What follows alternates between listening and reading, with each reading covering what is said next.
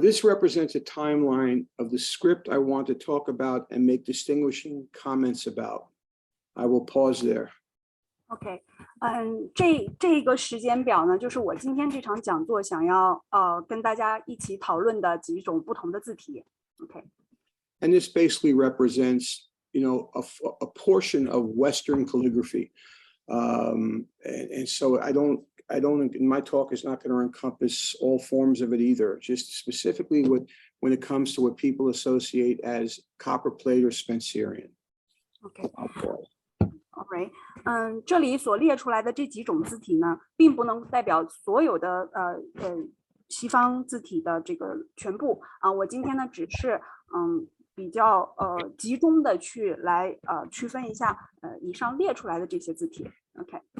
So this timeline starts from a little before 1600, and the first thing we encounter is the English round hand, or what people have commonly called copperplate.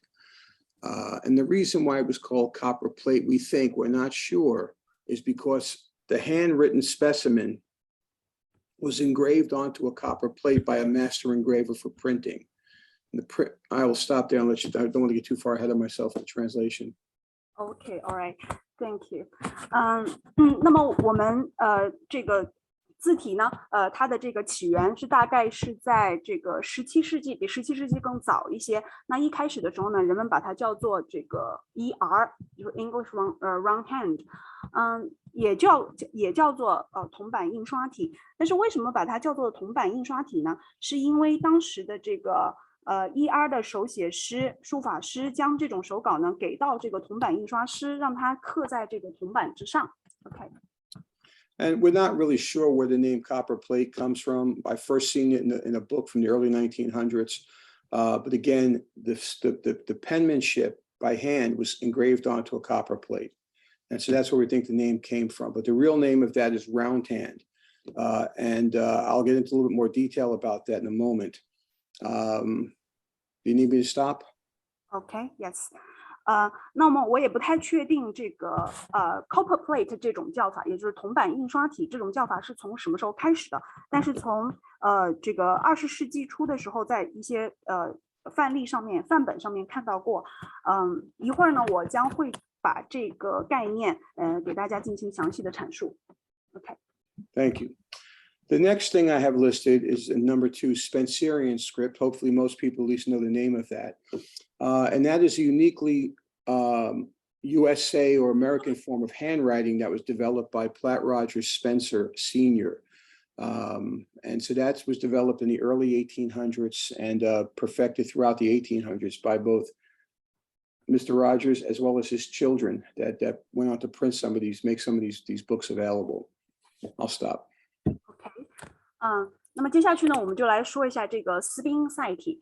那斯宾塞体呢，大致是从19世纪初到19世纪末，是它的一个发展阶段。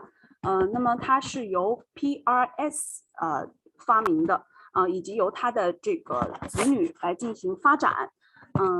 那么这里呢有两个不同的阶段一个是PRS， 一个是 EAL。OK。So why I have these two grouped together on the right side of the screen is because both English round hand as well as the original form of Spencerian script developed by Platt Rogers Spencer used feather quill pens, as you can see on the right side of the screen. And I'll stop there. OK， 那么我们可以看一下这幅图片的右边右边是不同的这个书写工具。那么在 English round hand， 也就是 ER 这个字体以及斯宾塞体最开始的一个阶段呢，书法师都是用这个羽毛蘸水笔来进行书写的。OK。Thank you. The other thing they have in common is they are both forms of handwriting. Okay, so both English round hand in its original form as well as Spencerian script were taught as forms of handwriting. And I will stop there. OK， 那么他们两者之间的还有另外一个共同点，就是在于他们都是手写体无论是English round hand ER 还是Spencerian斯宾塞体，他们都是handwriting 是手写体。OK。Okay. In the second specimen for Spencerian script, you'll notice an A and a B. The A was penned by Platt Roger Spencer himself, the father of this kind of penmanship. The second specimen was penned by Earl Lupfer many years later. And what hopefully you can see, there was a refinement in the precision of it. And there's reasons for that. And it's got to do with what they were using, quills versus steel dip pens, and other things, which I'll discuss in a little while. But there's a difference. If you look, they're both beautiful, but there's a more refined form in B. OK， 那么在斯宾塞体这里，我们可以看到有2个不同的范本 A 和 B 哈，刚刚我也翻译到了。A 呢，它是由它的创始人 PRS 书写的，而 B 呢是由 EAL 书写的。我们可以看出 B 这个范本呢会更加精细一些，是因为它的书写工具发生了变化。那么EAL 呢，它主要使用的是钢笔来进行书写，那么整个的这个字体看上去就会更加精细。OK。The third form is ornamental script, or what's sometimes referred to as artistic penmanship. This is a specimen by H.P. Brensmeyer, one of the finest at the hand. And you can see the ornamentation on it, the loops and the curls and swirls, which a lot of people today love to do. And so that's basically Spencerian script taken to another level, if you would. And it starts to leave the realm of handwriting and moves into, even though this is a form of handwriting, it becomes more artistic. And so I will stop and let you go with that. OK, all right. 第3种字体呢，就是这里提到的装饰类字体。那么这种字体我们是由这个 HPB 这位书法师创始的。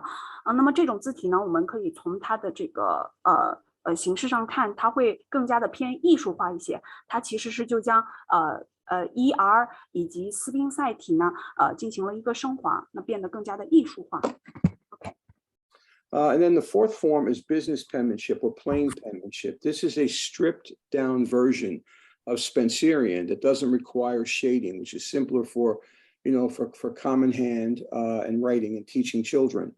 This particular specimen was penned by Edward C. Mills, one of the finest at the hand. But the original form of this, we think, really was just first developed by Austin Norman Palmer. It's the Palmer method, A.N. Palmer. And this happened in the latter portion of the 1800s. And I'll stop. Okay, all right. 第4种字体就是我们所熟悉的 BP 啊，这种字体呢，它就会更加的平民化啊，引号平民化。那么它主要是给这些孩子们来教授的。那这个上面显示的这个范本呢，是由 ECM 写的一个范本。那其实这个范本最早呢是由 AMP 所创始的。Okay. 它主要发展的阶段是在19世纪末。Okay, so we go back to the round hand that was developed in England with influences. The influence here was from across Europe. Italy, a bunch of different influences came to develop this particular round hand. And this is, you're seeing something that looks like it's written here, but the original specimen was engraved onto copperplate for printing. And the other important thing about this is if they made a mistake in the symmetry, the engraver would correct it in the plate. And so I have never personally seen an original form of this. Doesn't mean it doesn't exist. I've never seen it. And I'm just illustrating, this was written with a feather pen. Go ahead. All right. 好，那么我们首先呢来看一下这个字体发展的最早开始的时间是在1570年到1800年。那么这个字体呢是由从意大利开始起源的。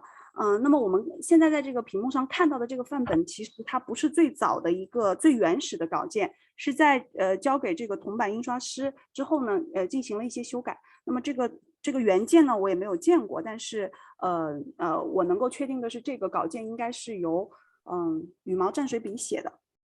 OK。Thank you.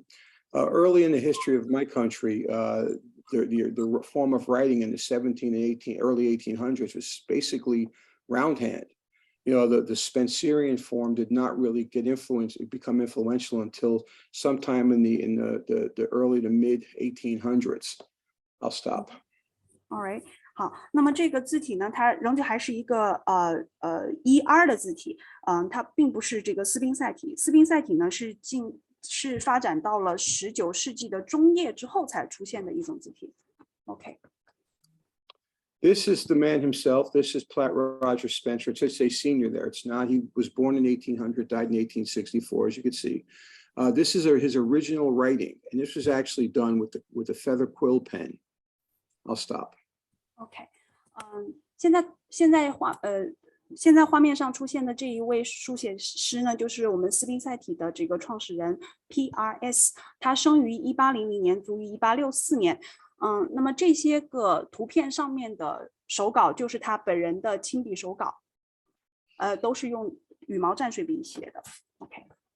This is actually a portrait that Michael Sull had produced of Platt Roger Spencer. Hopefully most of you know of Michael Sull. He is the gentleman, calligrapher and penman who basically recovered Spencerian script from history. I mean, there really wasn't many people doing it. Michael sort of brought it back into fashion. So we owe him a great debt. I'll stop. OK。那么我们看到的这个 PRS 的这个肖像呢，它是由 MS 这一个人所收录的。那么我希望大家能够知道这一个人，是因为他从这个历史上不同的这个手稿当中收录了非常多的信息。This is an example from one of the earliest instructional packets of Spencerian script, and what I want you to take notice of. Notice how delicately shaded this is, a very delicate hand.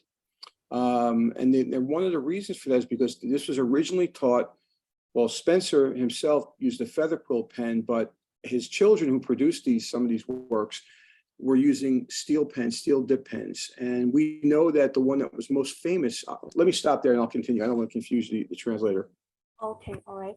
那么我们现在看到的这个斯宾塞体的这个手稿当中呢，我们发现它的这个 shade 是非常细小的，非常精细的，是因为这个斯宾塞本人他当时在写这种字体的时候用的是羽毛蘸水笔，而后来他的子女在发展这个字体的时候用的是钢笔。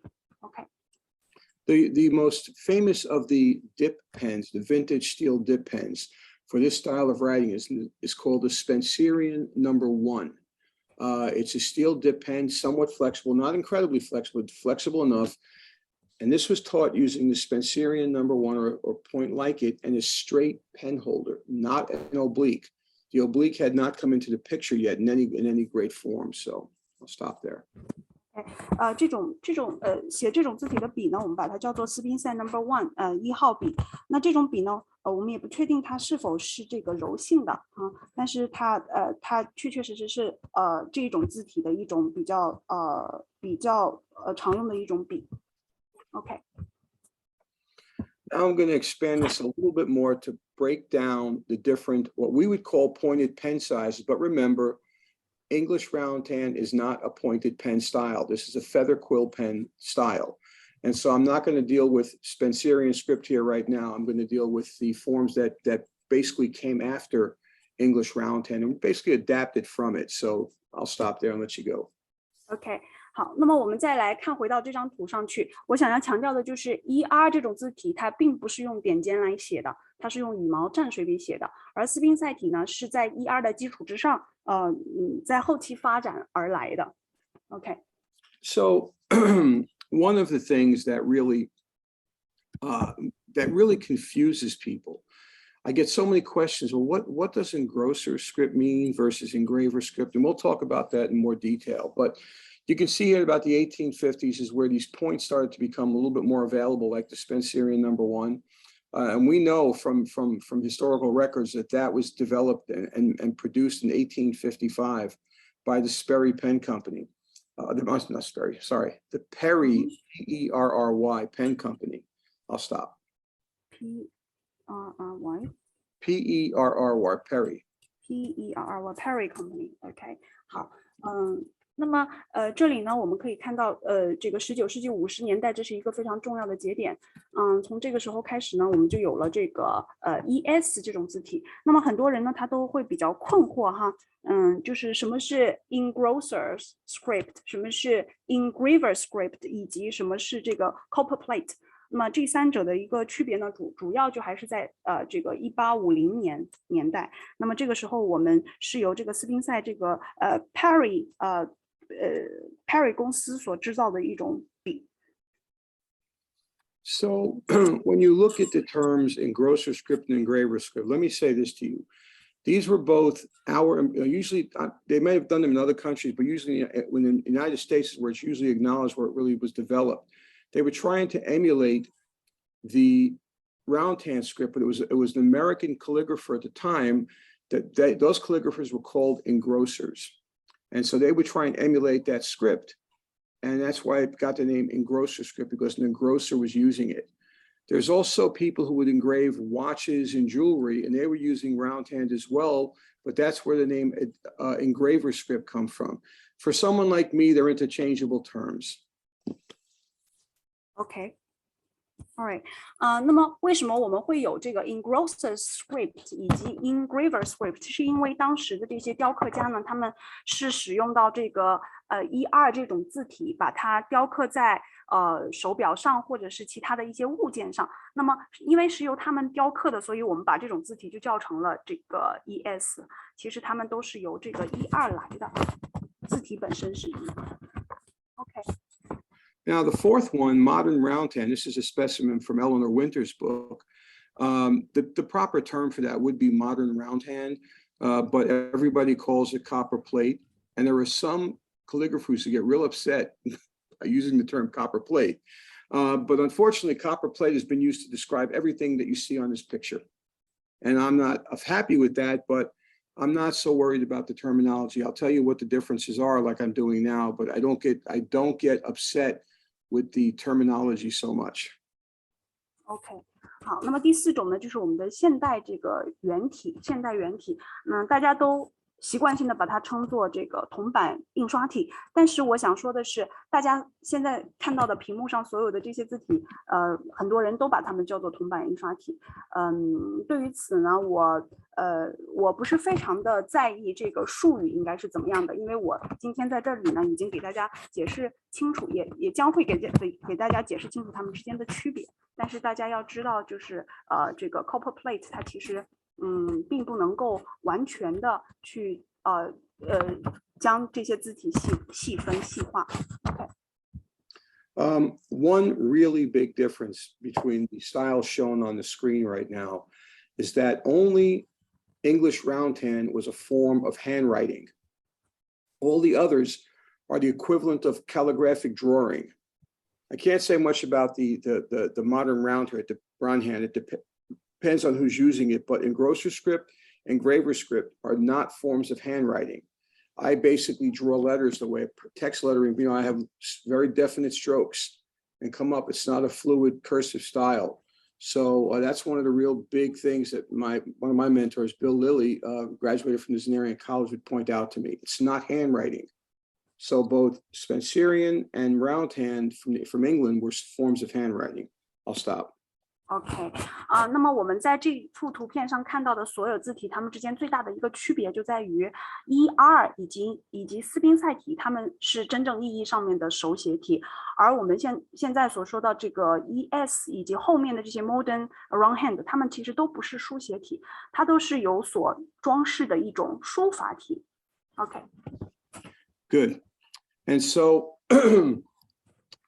there are two very important developments that happened in the mid-1800s that really helped elevate, if you want to look at it that way, the Spencerian hand into ornamental penmanship. And that was the mass production of very good flexible steel pointed pens.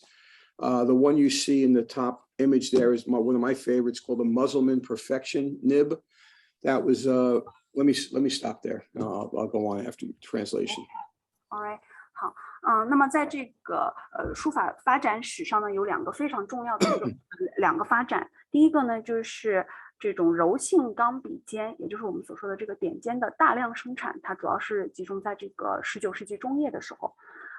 那么图片上的这个笔尖呢，是我最喜欢的一种笔尖之一。OK。And you see, there's 2 images of the dip pen. One is the nibs, the nib tines, the little extensions off the nib. They're called tines. One is they're closed. That's for the thin hairlines, and you press the pen in, as I'm sure everybody knows, and that's how you get the thick shades. Go ahead. 大家可以看到这个第一幅图片上面的两个笔尖的这个对比啊，第一个左边这一幅图呢，它其实就是自然状态下这个笔尖的样子。那第二幅图就是当你用劲去稍微用力去按压这个笔尖的时候，它会形成一个宽度，那么书写出来就是我们所说到的这个粗笔画。OK。And then below you see this is something called the oblique pen holder. I hope most people at least know what that was, but one of the main reasons I started to produce instructional materials because this particular pen holder for a right-handed calligrapher can be a real challenge to learn how to use. Now, I'll say one more thing, then I'll stop. Is it necessary to use this kind of holder for a right-hander doing engrosser script or engraver script, or even round hand? The technical answer is no, but this makes things a lot simpler. I'll stop. OK, all right. 好，那么第二个重要的发展就是我们这个斜杆笔杆的出现。那么它主要是在这个19世纪早期和中叶发展而来的。那么这里呢，我们其实大部分的这个英文书写者都了解这个斜杆笔，但是我想说的是，是否这个斜杆笔它会影响我们的这个1R 的书写呢？我接下来会跟大家讲。OK. So the flexible sharp-pointed pen, again, there are modern ones, but they don't have the same quality or quality checks that the older ones had. And so these are really, you will get spoiled if you try to use these pens with a gelatin. I had a few I listed as what they call dream points, but these are incredible compared to modern nibs. It's not that you can't find a good modern nib, but there's so few of them in a batch. There's so many where the slit, the cut is off, or it digs into the paper. But this has really helped elevate handwriting, or at least not handwriting, but the calligraphic forms of engrosser script and ornamental penmanship. Go ahead. 那么这个图片上的三幅图呢，就是我们所说的这个柔性钢笔笔尖点尖。在我看来呢，这个古典尖呢，它是要质量上品控上要会比这个现代尖要更好一些。那么这个有的时候这个笔尖如果质量上出现了一些问题的话呢，它会刮纸或者是出现一些其他的书写问题。The reason for the oblique pen holder for a right-handed penman is shown here. It's important that we get the nib itself, the dip pen nib, as close as we can to the slant angle of the shade or the main of the letter. If you don't, what happens is, oops, sorry. How do I get this back? Okay.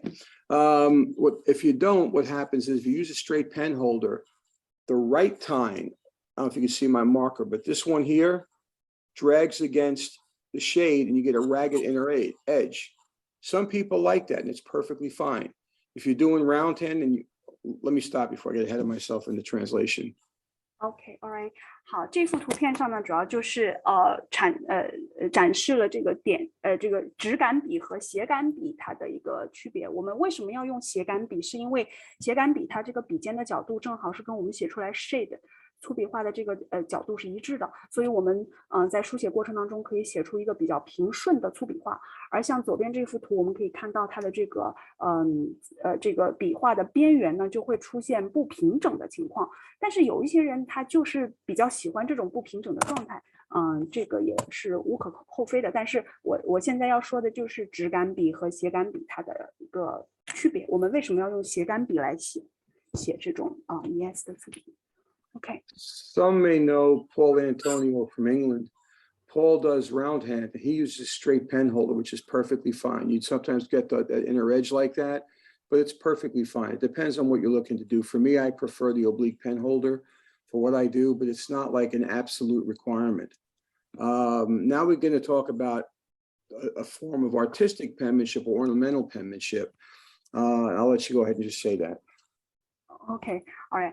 那么之前也有人用这个直杆笔来写1、2，是完全没有问题的。而对于我来说的话呢，我比较喜欢用斜杆笔来写。也就是说，用直杆笔写还是用斜杆笔写，没有一个特别严格的规定和要求，因人而异。OK. I think I might have forgot to stop and let you talk about Paul Antonio using a straight pen holder. If you want to say something about that. Again, you don't have to use an oblique. What is it? This previous one I talked about Paul Antonio from England. Did you mention that to them? Or I don't know if I stopped for you.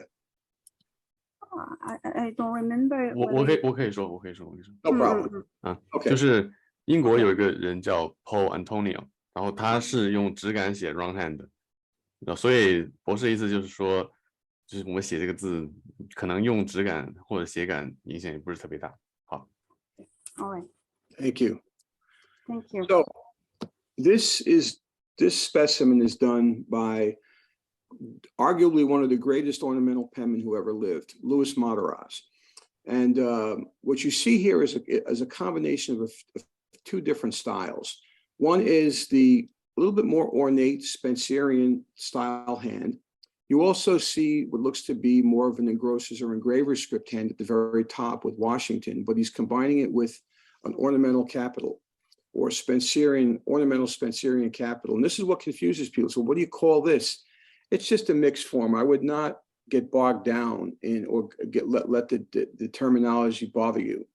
I'll stop.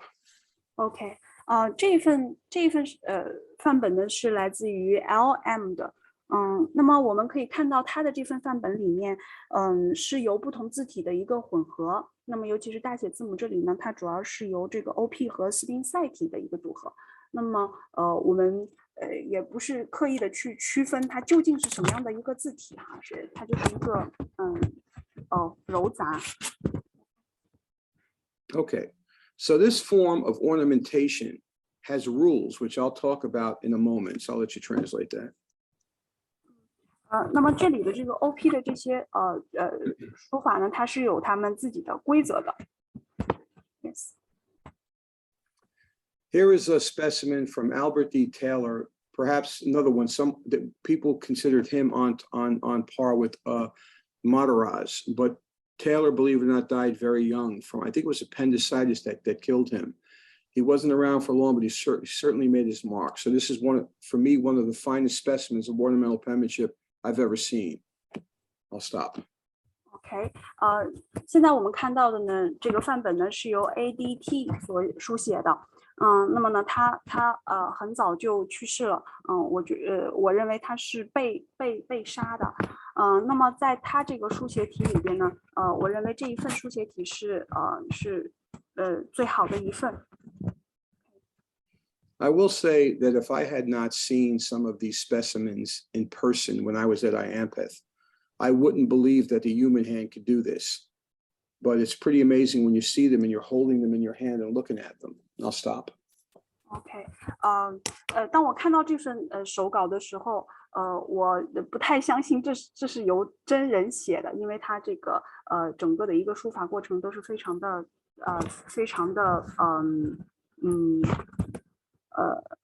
就是技艺是非常精湛的。OK。So now talking about the rules. Some of you may have seen me. I post this quite frequently online. So a fundamental rule when you're doing this kind of ornamentation is that your oval should be horizontal to the baseline as shown. I'll stop and let you translate.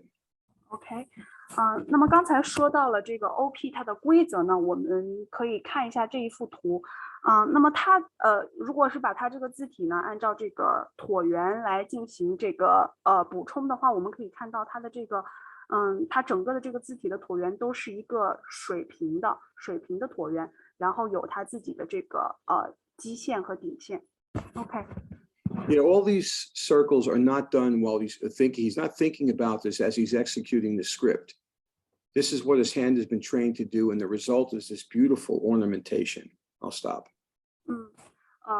这个手稿当中，它的这个所有的这个椭圆呢，并不是完整的椭圆，但是我们可以把它都补充成非常这个走向非常一致的这种椭圆。This is what happens when you overuse ornamentation, even if it follows the rules. This was done by Earl Lupfer to illustrate too much, and it becomes harder to read. and I'll stop. OK， 那么这一个范例呢，就是展示了 OP 它的过度使用之后产生的一种情况。那么这个手稿呢是由 EAL 所创造的。那么我们可以看出，如果我们过度使用了 OP 这种装饰的话呢，就显得就是它的可读性就不是非常的强。OK。So let's get to one of the more confusing things, engrosser script versus engraver script versus copperplate script. I mentioned this before, and I'll just reiterate it. This is a form of engrosser script, but you'll notice here on this was penned by Lester Fields for his graduation from the Zenarian College, which I don't have time to go into, but in order for them to graduate, they had different disciplines. This is one, in round hand or engrosser script. I'll stop there before I can go on. OK, all right. 那么接下来呢，我们再来仔细的去区分一下这个 engrossers 字体、engravers 字体以及铜版印刷字体这三种字体之间的一个区别。那么现在屏幕上我们看到的这一份毕业证书呢，是由这个L. Fields 他自己在这个 Zenarian 学院毕业的时候写的一份毕业证书。那么这个毕业证书呢，它就是集合了这个ER 字体和 ES 字体。OK。And there are people today who would take not offense, but would not be happy with the use of roundhand here. Of course, again, roundhand was generally reserved to describe what the English writing masters were doing back a few hundred years ago.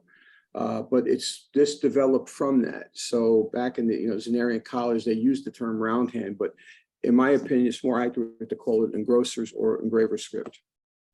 OK， 那么 Zenarian 学院呢，它比较喜欢用这个 ER 这个字体来去命名，但是也有些人提出了质疑，认为这个 ER 字体它主要是在这个19世纪初期的一种字体。那么对我个人而言的话呢，我更愿意把它称为 ES 字体。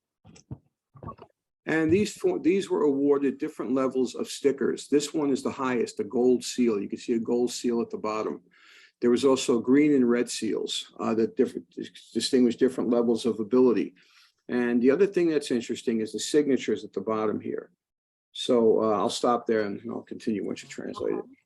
好，我们可以看到下面它这个金色的标就是这个金标。那么这个不同水平的这个毕业稿呢，它会有不同的这个颜色的标记。我想要提到的比较有趣的一点呢，就是它下面的这个签名。OK。Just look at the signatures on the bottom. One is Earl Lupfer on the left. The other is E.W. Bloser on the right. Just consider the amount of effort it took to produce this and then to sit down and sign it. I mean, that would be a pretty scary thing for me to have to do. God forbid you ruined it. So, but I'll stop there. OK， 好，那么这两个签名呢，左边的这个签名是由 EAL 所签的，右边这一个呢是由 EWB 所签的名。那么他们在签名的时候呢，都是现场书写的。我就非常担心他们如果签名签不好的话，会把这张作品给它毁掉了。OK。My mentor Bill Lilly had made one of these as well. He got a gold seal, and he told a story of how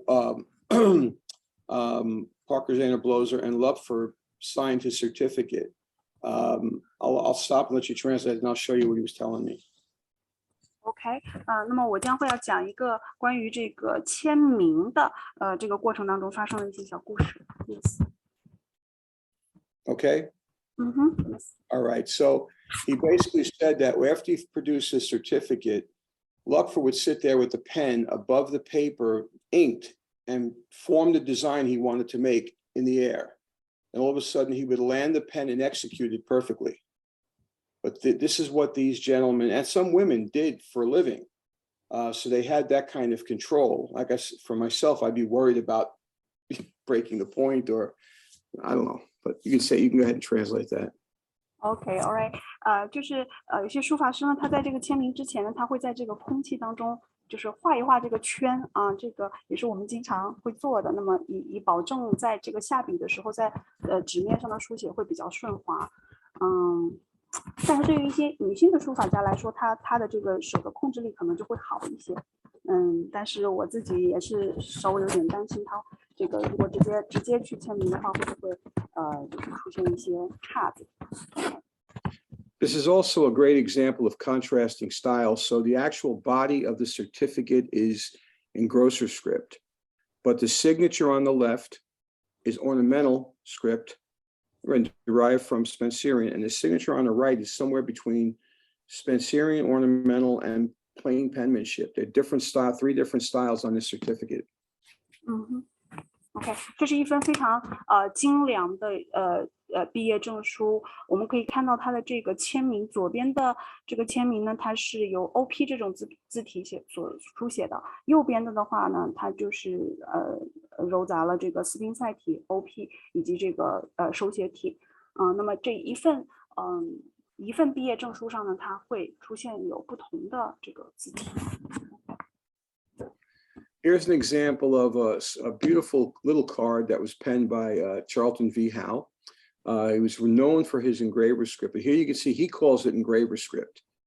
But if you look at these letters compared to engrosser script, I dare you to find a difference.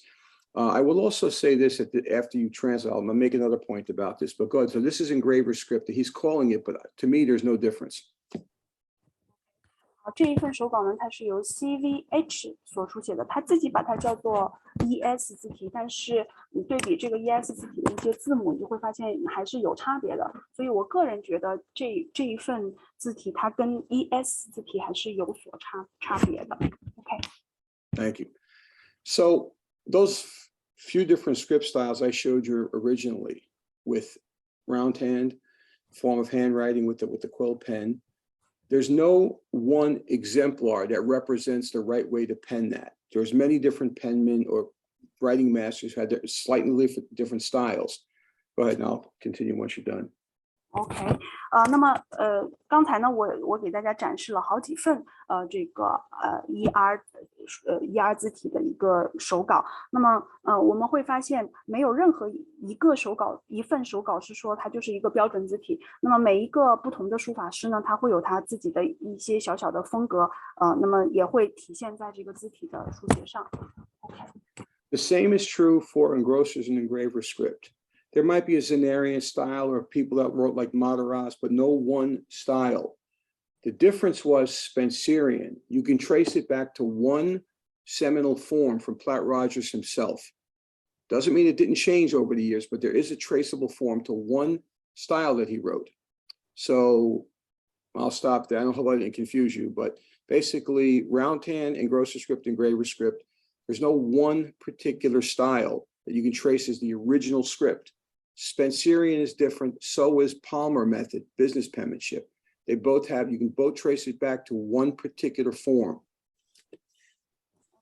就是在这些字体当中，它并没有唯一的一个标准。那么我们都可以去追溯到它最开始的那一个范本来去看它这个字体的一个发展和这个书写情况，但是我们不能够只认为它只有一种风格，它是有多种风格的。Okay. And I mentioned mixing styles of scripts would confuse people. This was written by C.P. Zahner, probably one of the greatest all-around penmen. And you can see ornamental capitals joined up with engrossers or engraver script, lowercase letters. And again, this is what confuses people versus the bottom line, county clerk. That's essentially a Spencerian/ornamental style. OK， 那么这份手稿呢，接下来呢，我们就是来说一下这种不同字体之间的一个糅杂，这个也会困扰很多的这个书写爱好者。那么我们图片上看到的这一幅呢，是由 CPZ 所书写的。那么在他的这个手稿当中，我们会发现它的大写字母呢，主要是由 OP 这种字体来书写。那小写字母主要是由 ES 这个字体所书写的。那么它在这个它的基线的这个部分呢，我们又可以看到这个斯宾塞体的一些痕迹。OK。Another thing we have to discuss about the styles is slant angle. This is another area where people get hung up It has to be 52. It has to be 50, whatever it might be. All you have to do is be consistent. If you find a slant angle that you like, stick with it and be consistent. However, if you want to write in the same style, the Zenarian style, let's say that Lupfer wrote, or Willis Baird wrote, then you want to stick to that particular angle. But here's an example of, my style on the bottom is about 52, 53 degrees in that area, where Mataraz above, his angle's at 39 degrees. And so to my eye, it's too slanted, but I don't even come up half as good as Mataraz is. So angle, just be consistent. Some people think it's, you have to do it this one way. If you want to write, and I'm sure if you ask Richie Way, he'd tell you if you want to mimic, the hand of Willis Baird, there's a certain angle you need to use, but, be consistent. And I'll stop there. OK, all right， 好，那么接下来呢，我们再讨论一个大家也比较困惑的一个问题，就是斜度问题。有些人呢，就是有些书法者呢，书写者呢，就是不太确定我自己究竟是要用52度还是50度的斜度。我在这儿想说的就是，只要你能够保证你在一幅作品当中斜度的一致性就可以了。我们可以看到我自己的这个手稿当中呢，我是比较习惯使用53度这样一个斜度的。但是 LM 它的这个手稿当中，它这斜度呢就非常的斜了，就是只有39度啊。那么对我来说，这个斜度可能就太斜了，我是 handle 不了的。所以说，一言以蔽之，就是只要你能够保证你的书写斜度的一致性就可以了，并没有一个非常严格的规定，一定要写多少斜度。OK。The other point of confusion sometimes is, do you or do you not lift your pen at the baseline for engrossers or engraver script? The way it's taught from Lupfer and Zahner, they teach baseline lift. And you can see real close if you look, there's no connection between the base of the shade and the extending hairline upward. Go ahead. OK， 那另外一个问题呢，就是我们在书写 ES 的时候要不要提笔的问题。那我们可以看到这个手稿上面，在写这个粗笔画收笔的时候和这个游丝这个上游丝的写上游丝和这个粗笔画收笔的时候，有一些情况下呢，它是会有一个间隔的，就是没有把它粘连在一起的。OK。Thank you. On the bottom, you see the style of Louis Mataraz. And Mataraz was opposed to lifting the pen at the baseline. He actually wrote an article that said this, and he said it interrupts the flow of the pen. A lot of people I know write the way the top one is shown with pen lifts, and that's perfectly okay. I do not. I write more like the style of Mataraz, not in the way it looks, but I don't lift at the baseline. Go ahead. OK。那么下面由这个 LM 所书写的这个范本，我们可以看到它的这个它就是会在它就是会进行提笔，但是它的这个粗笔画收笔的部分和这个游丝之间就会连在一起。那么我自己呢是比较习惯于这种方式的。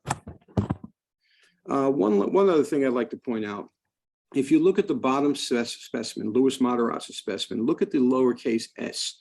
It's the third letter from the right. We actually one time at IAMP, myself and John DeColibus and a few others talked for an hour on this lowercase s. If you look carefully, the lowercase s that doesn't connect where the dot is. There's a gap there. Mataraz did this all the time. It tricked the eye into thinking it was a completed S. It wasn't. And that little dot, half dot, that looks like a drop of water or rain about to fall down the hairline, is so delicately done.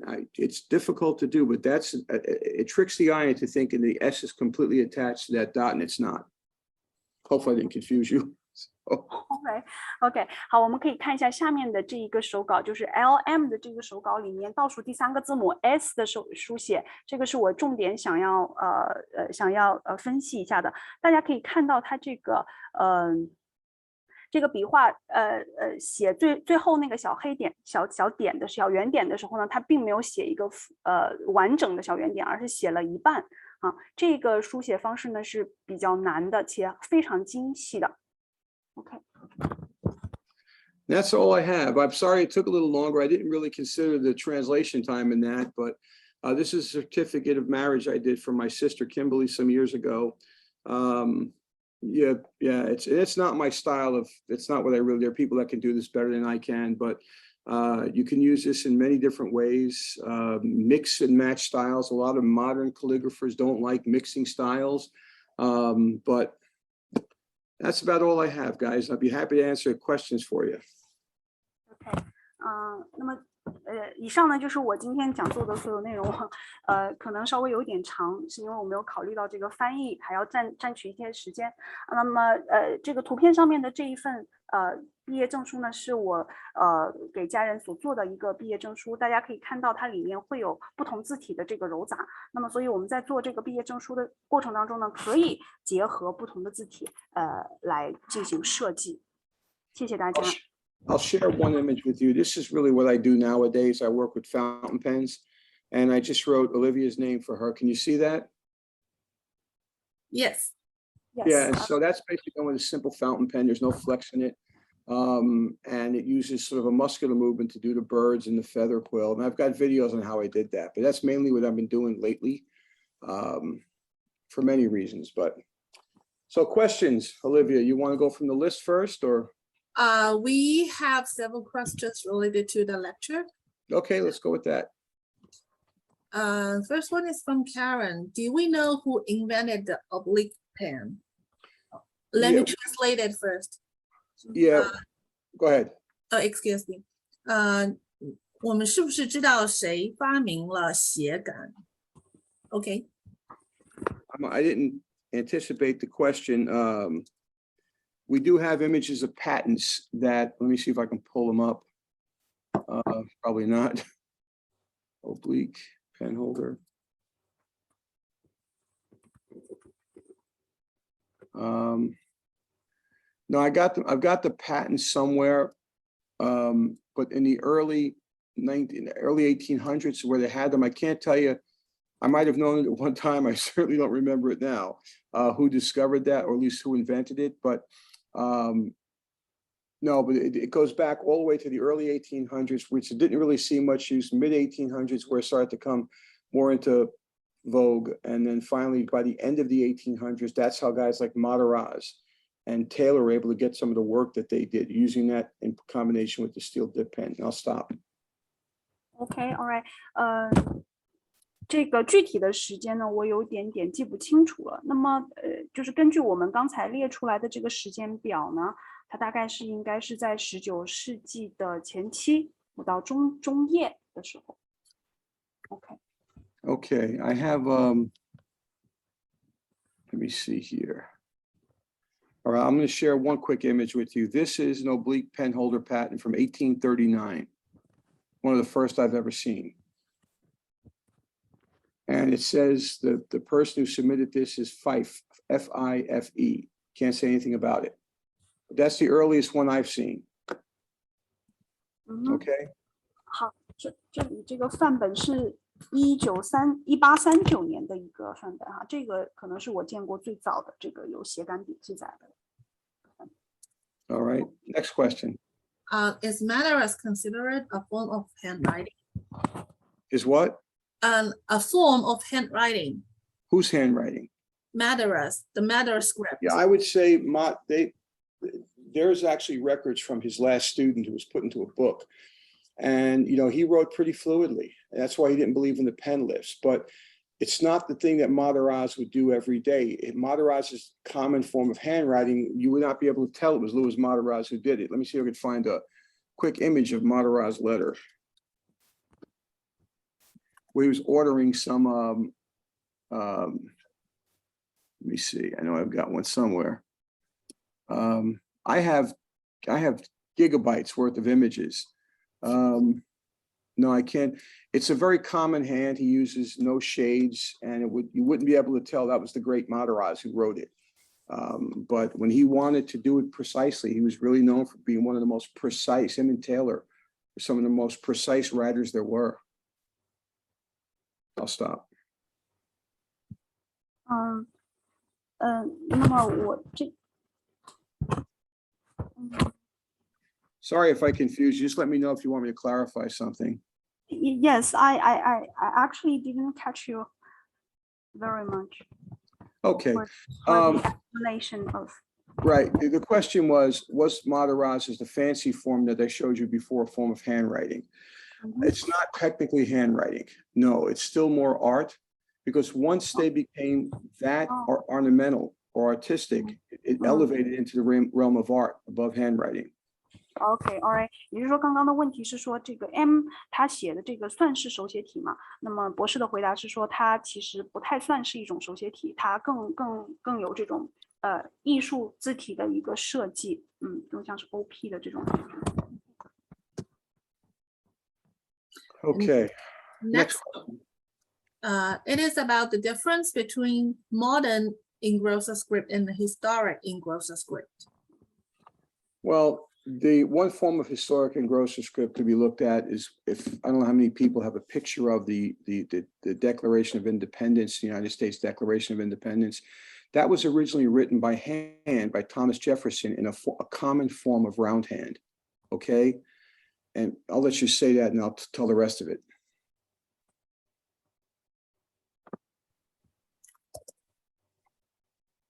Did you get that? So, you just said that modern ES is about modern ES does differ, but not necessarily in the style of the letters. It's the way it's written. Different instruments. OK, alright， 好，就是这个现代的 ES 呢，它是用到不同的这个工具，它用到的这个书写工具是不太一样的。Am I right? I'm not sure whether it is correct or not. Yeah, it's hard to break this down. So the answer to the question simply is they can look the same, but they were made differently. Back early on, in the early 1800s or mid 1800s, when this is really being done, they used a straight pen holder. There was no oblique they were using. Nowadays, we use an oblique for a right hand. Yes, I understand. 也就是说，在19世纪初的时候呢，这个书法师用到的基本上都是指杆笔，而到了现代呢，我们在写这个ES 的时候，基本上都是用斜杆笔。Okay. Okay, next question. Sorry. Yeah, go ahead. Is it okay to retouch the baseline on the engrosser style? Big yes, big yes. The penmen from the time of the Zenarian College and all those that preceded them, they retouched extensively. The goal was not to impress people with their ability only; it was to get it right. I'll stop and let you go with that. So yes, they retouched everything. 答案是肯定的，他们是可以碰到这个。Yes.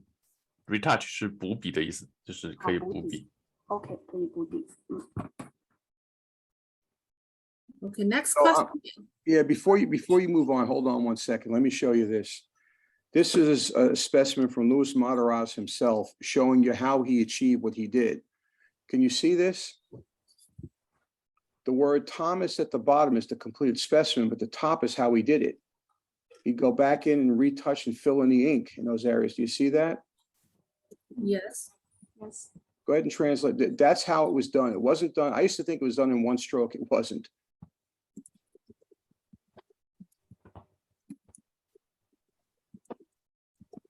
OK. Just to simplify it for you, mention that this is done by LM, Louis Matarazzo. And the top version shows you how he did that. It wasn't done all at once. It was drawn in. 这两幅这个范本，我们就可以看出，其实他在书写的过程当中，他不是一次性完成的，他是通过补笔补出来下面的这个状态的。OK. Okay, good. Okay, next question is from Xiao Tian Fan. Please unmute yourself. Hi, am I articulate enough? Sorry. Excuse me. Hello? Please go ahead. Yeah, go ahead. Okay, hi, Dr. Zhou. My name is Fan Xiaotian Fan, as you wish. Hitherto, I've been a calligraphy learner for 3 years, and meanwhile, I'm currently a founder of the calligraphy club in my high school. So I presume that's not quite common a theme for a high school club in China. Well, it's not. Yet, honestly. I've come up with a dozen of questions about my own confusion in learning and also historical and theoretical topics related to calligraphy.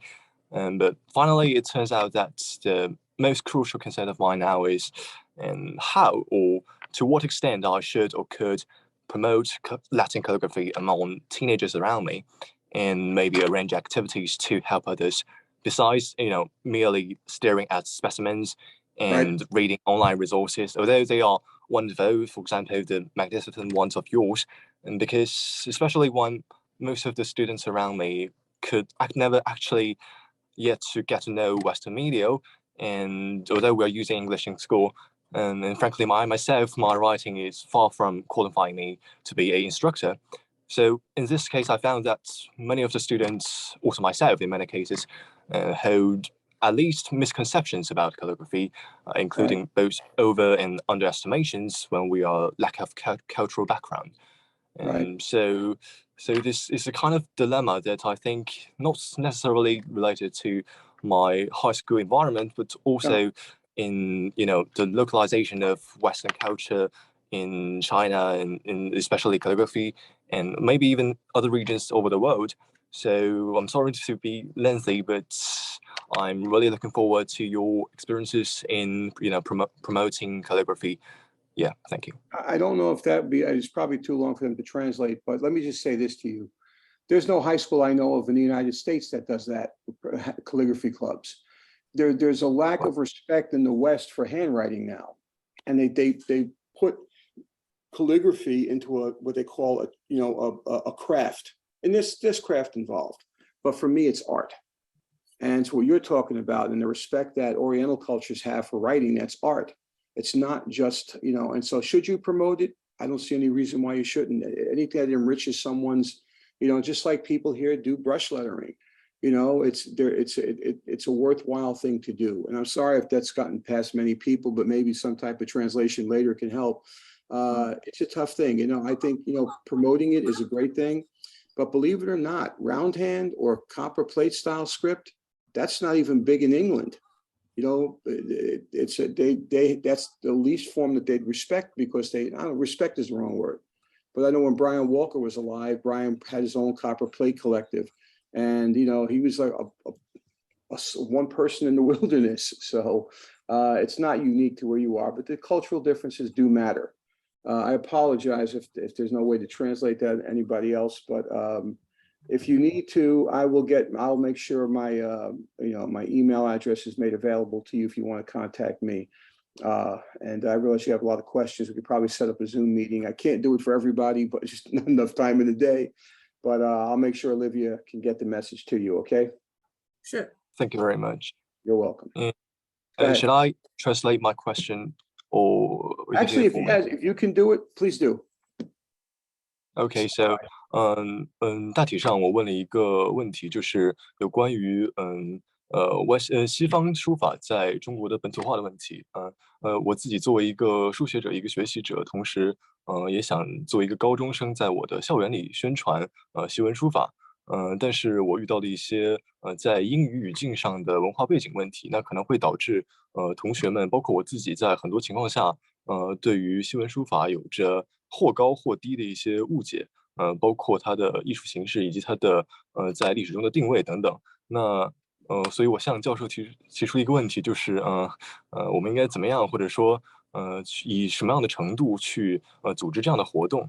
那教授的回答大概是说，他之前也没有听说过，在他周围或者在美国有在高中的这样的书法俱乐部，但他觉得，为什么我们没有理由不去宣传这样一个文化？那因为在教授的眼里，它是一个艺术，并不仅仅是很多人眼里的 craft， 也就是手工艺的一种。那它是一种艺术。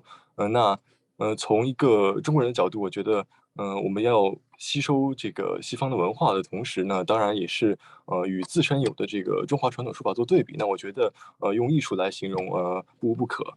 那教授也是希望这个，我们可以，在国内去宣传这样一种文化。教授也刚才也有提到，其实这样一种文化在作为西方起源的文化，已经是在现在并不被太多的大众所广为认知。然后呢，也没有太多的这个藏家。刚才教授提到了一位 Copperplate 的藏家，那可能也是教授所知的唯一一位。所以教授还是很高兴，也很希望在与我们一起分享这样一种文化，这样一种艺术。谢谢。Okay, thank you so much for your question and translation. Thank you very much. And next question is about which script need the pen manipulation the most? 哪个字体它需要最多的控技巧？ Of the script varieties you have, the oldest form of Spencerian, the way it was executed by people like Mataraz, was very little finger, almost no finger movement. Everything was, if you watch the best around today, I think at that is probably Michael Ward. He's on Instagram as well. He holds these live sessions at night where he keeps his fingers locked, and so it's not a lot of pen manipulation. Engrosser script is something different. Engrosser script requires differential. I'm getting ahead of myself in the translator. So I would say that, just to simplify this for translation, probably engrossers and engraver script require the most pen manipulation to get the nib tines to do different things. It's hard to explain this. I have videos that show it. So I'll stop there. Let me know if you could translate that. Okay, all right. 对于斯宾塞体和 OP 的话呢，它可能更涉及到的不是这个手指的这个运动，它可能要更多牵扯到臂动。而对于 ES 来说的话呢，这个情况又不是很相似。具体的这个解释呢，博士说这个有点复杂。那么他可能会在后面会抛一个自己的视频一个讲解视频来给大家展示。OK。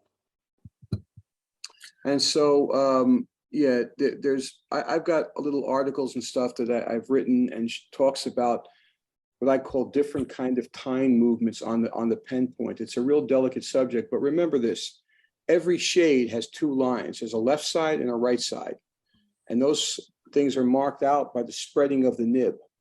And so sometimes you want one nib to spread out more than the other. The other one traces a line. It's a very hard thing to explain. You have to see it. And I can make those video, if people can access YouTube, available to Olivia. 那么我之前呢也有写了一些文章，关于来对比不同字体的这个动态的一个变化。那么我们知道这个在写 shade 的过程当中，它的左边和右边都是非常不一样的哈，这个过程是非常难以解释的。那么我这个讲座之后呢，会把我的一些讲解视频呢发给 Olivia， 看看能不能有这个链接上传。So this is one of the little articles I wrote about that pen manipulation. It shows 4 different kinds of shade development and what the nib has to do in order to get those.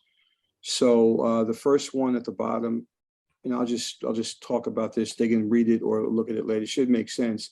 Requires equal pressure. It's the one that marks as number 2. Number 3 requires the right nib tine going out. It's more of an advanced concept, and I can't simplify it more than the way I wrote it. So what I will do is put this image into the chat section for you, Olivia. Mm-hmm. Maybe you can share it with, see if I could get it again. 刚刚那张图片上面呢，就是不同的 shade 的这个写法哈，就是大家。All right, that image is in the chat section. So I don't expect you to be able to translate that. It's hard for me in English to talk to another person speaking the same language of what I'm trying to say there. The image is better and the video is better. Okay. 博士说他不再进行过多的解释，是因为他觉得用自己的母语讲给母语国家的人听，可能都说不太清楚。具体的我们是看图片和看这个视频会更加的清晰的了解这个 shade 究竟是区别在哪里，或者是如何书写。Yes. Next question. How do you see the engraved handwriting style on the Declaration of Independence of the U.S.? Right. So that was done by a gentleman named Timothy Matlock. He was commissioned by the early Congress to do that. The original form of that Declaration of Independence was simply handwritten by Thomas Jefferson in a very fundamental round hand style. Let me see if I have that up. Okay, I do have it up. I'm about to share a slide with you. Can you guys see this hand here? You see that? Yes. Very dull, but that was the original version of the Declaration of Independence.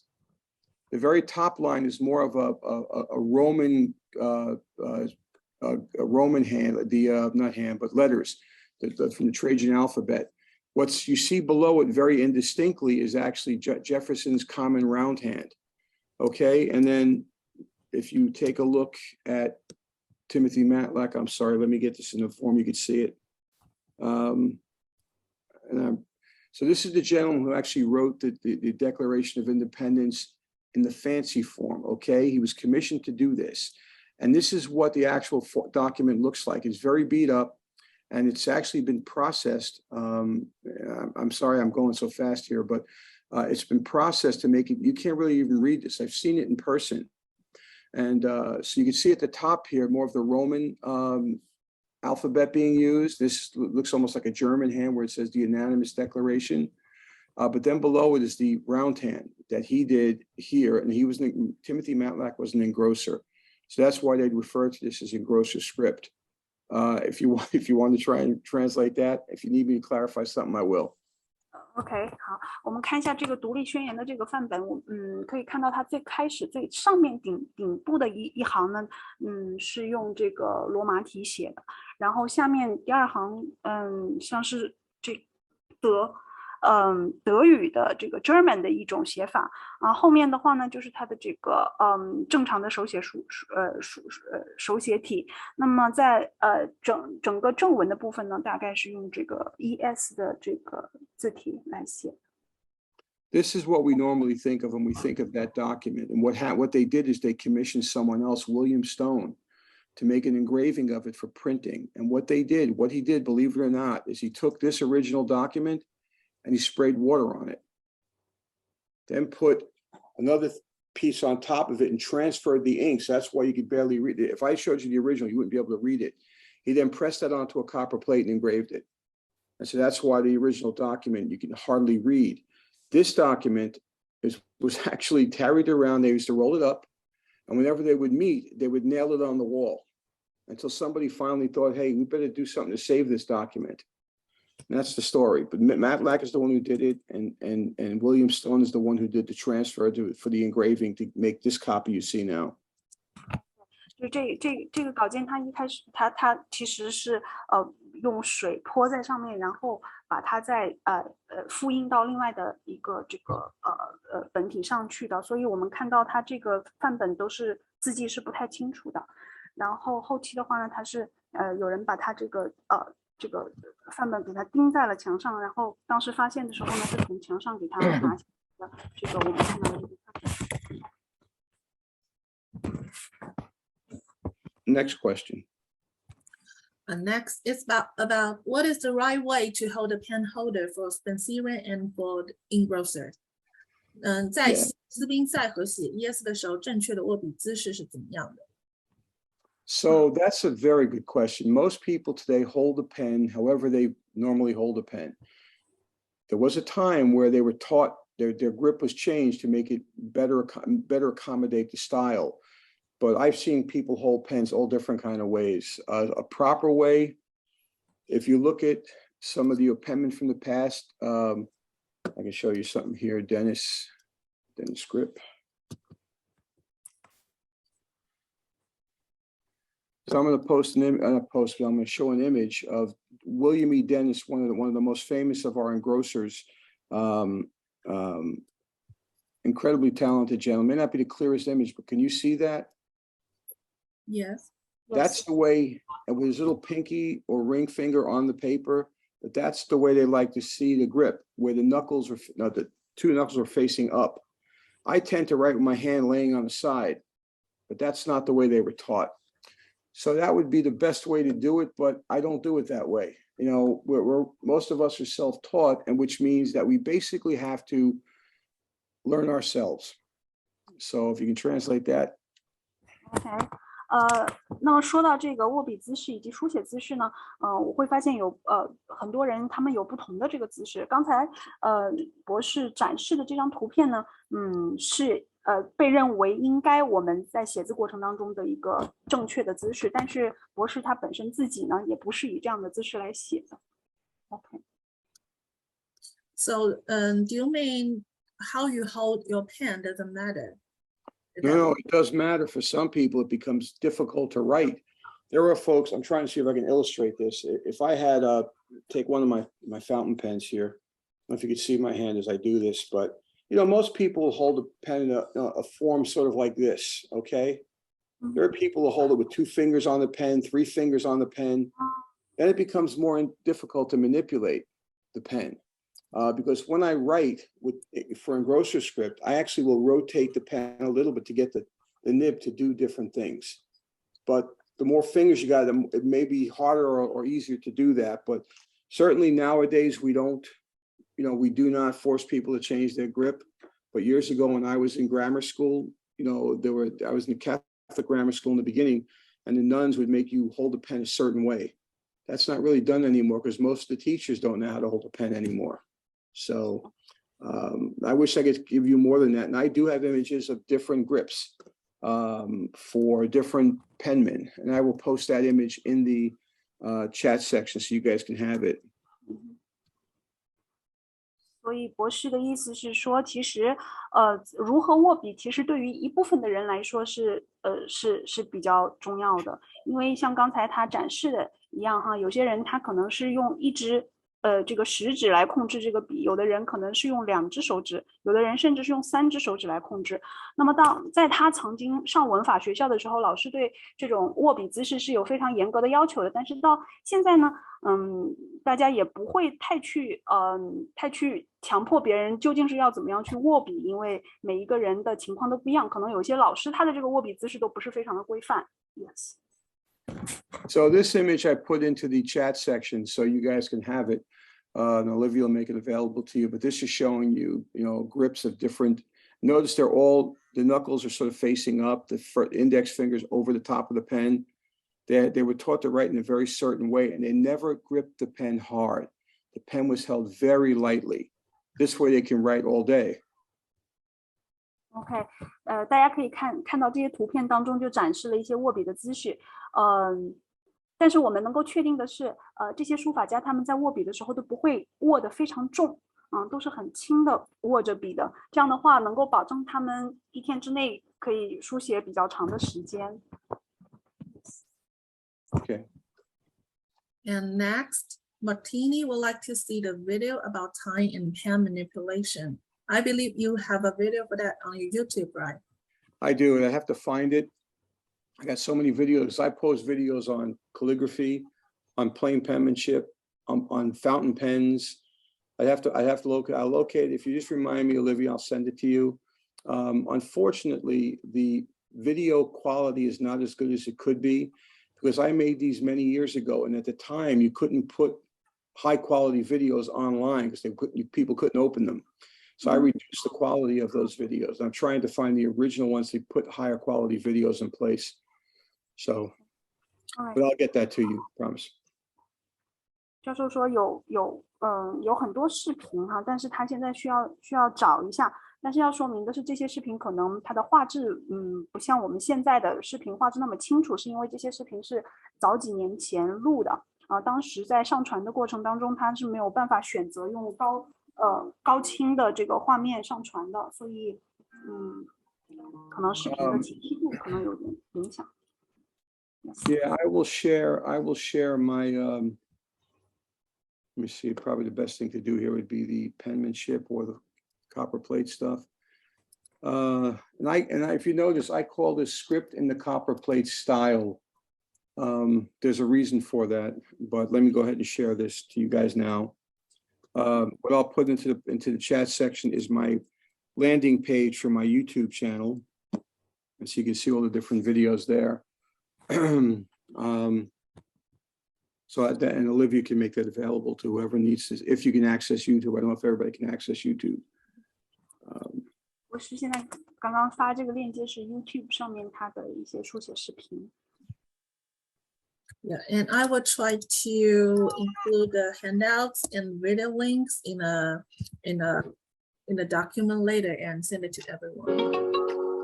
Okay, I'm just trying to see if I can come up with, again, if there were higher quality videos, I think they'd be better to see online, but for example, I'll show you this one video clip. I'd like to demonstrate the retouched, hold on.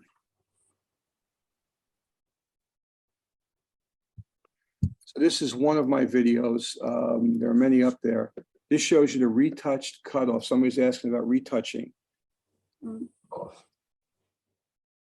The stroke I'll be using will be the first stroke of the lowercase m or n. You see it completed on the right-hand side here. What we do is we come up and over the top, apply pressure to create a shade, and then we stop shy of the baseline. Next thing you do is outline the square form you want, and then take that excess pooled ink that's in that shade and simply pull it or tease it into that. You don't want to color and scratch the paper. You're going to quickly raise the fibers on the paper and ruin it. And here you can see the completed specimens here of the square cutoff. So what I'm going to do now is demonstrate that for you.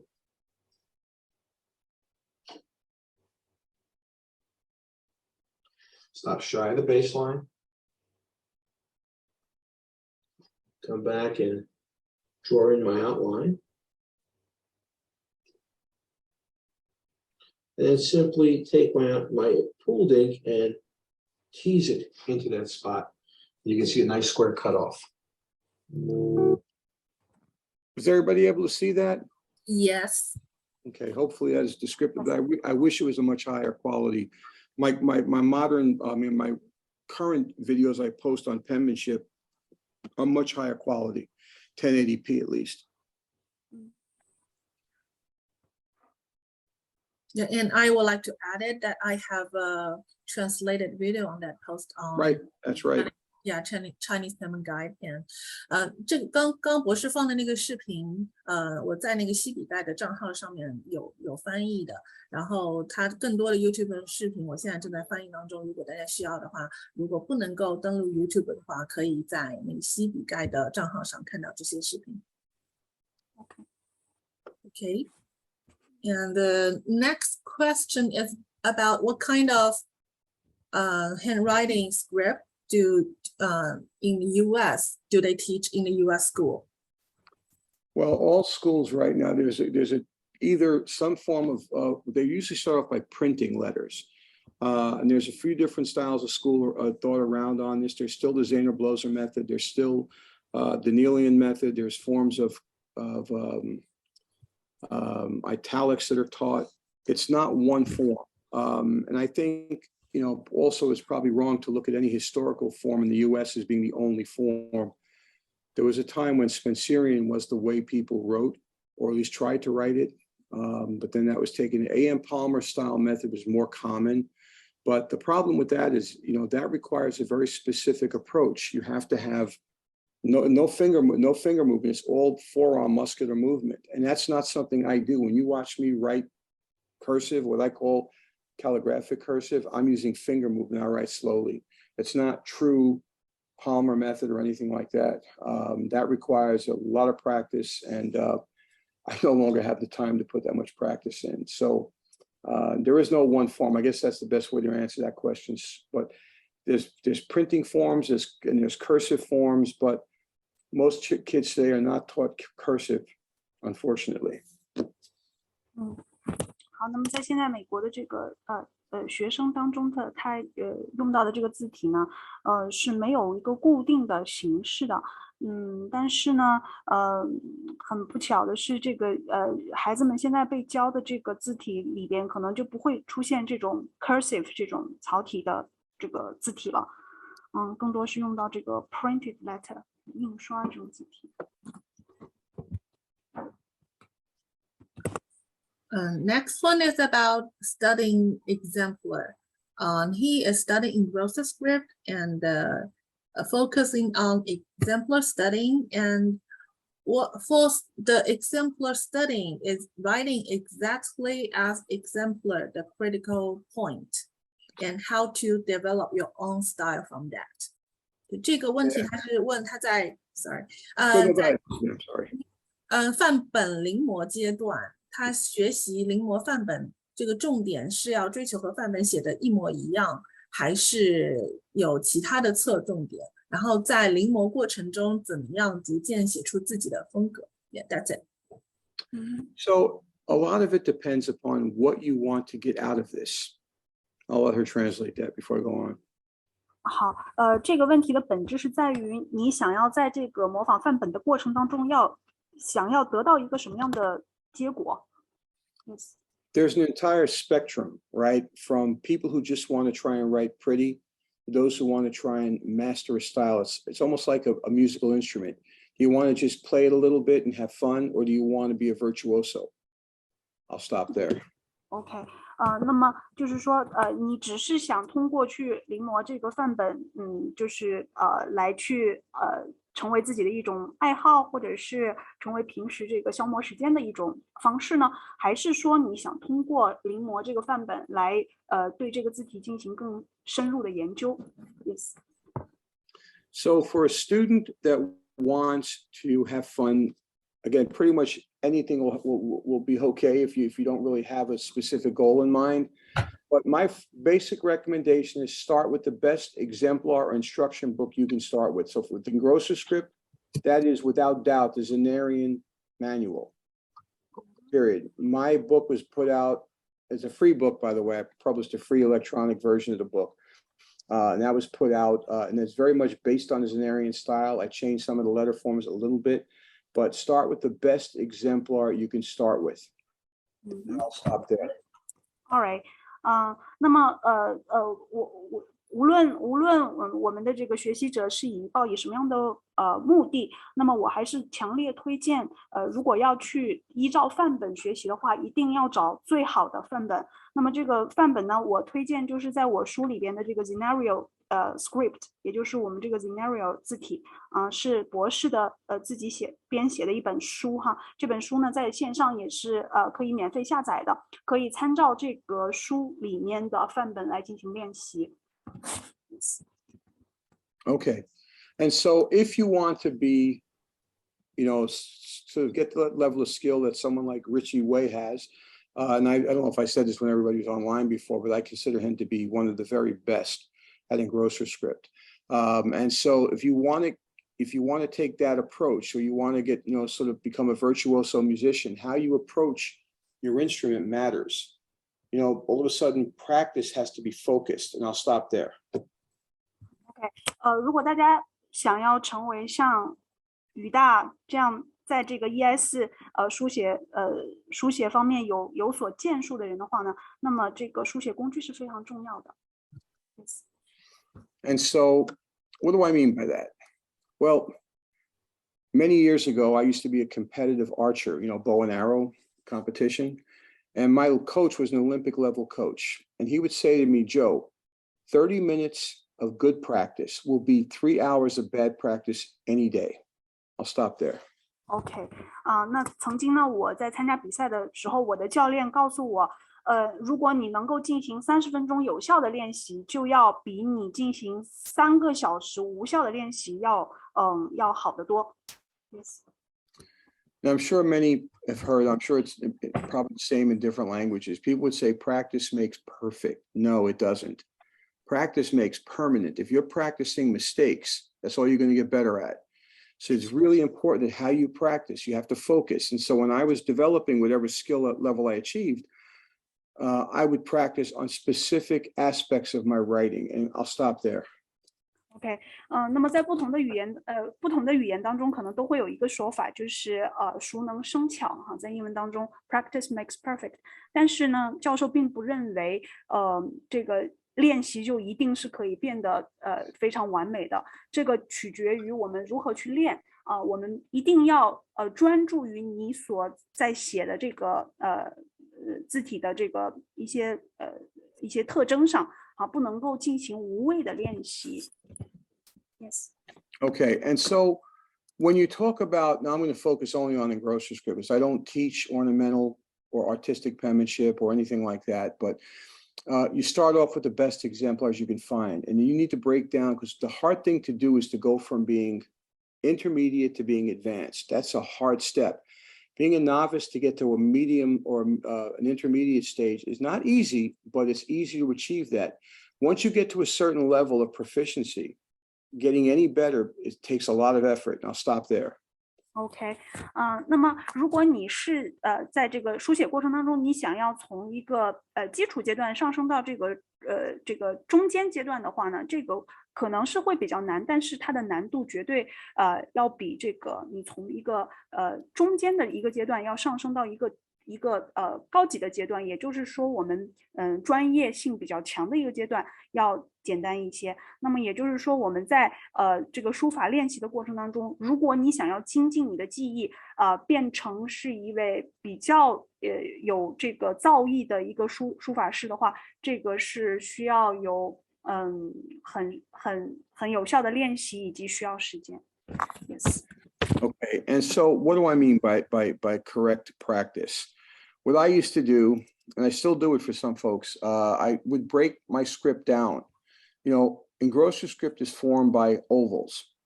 And so the size of those imaginary ovals shown here in red matters. People say, how do you determine how to space letters out? They're determined by the size of that imaginary oval. Now, I don't think about this as I'm writing, but what I will do is go back. I wrote the specimen osseous.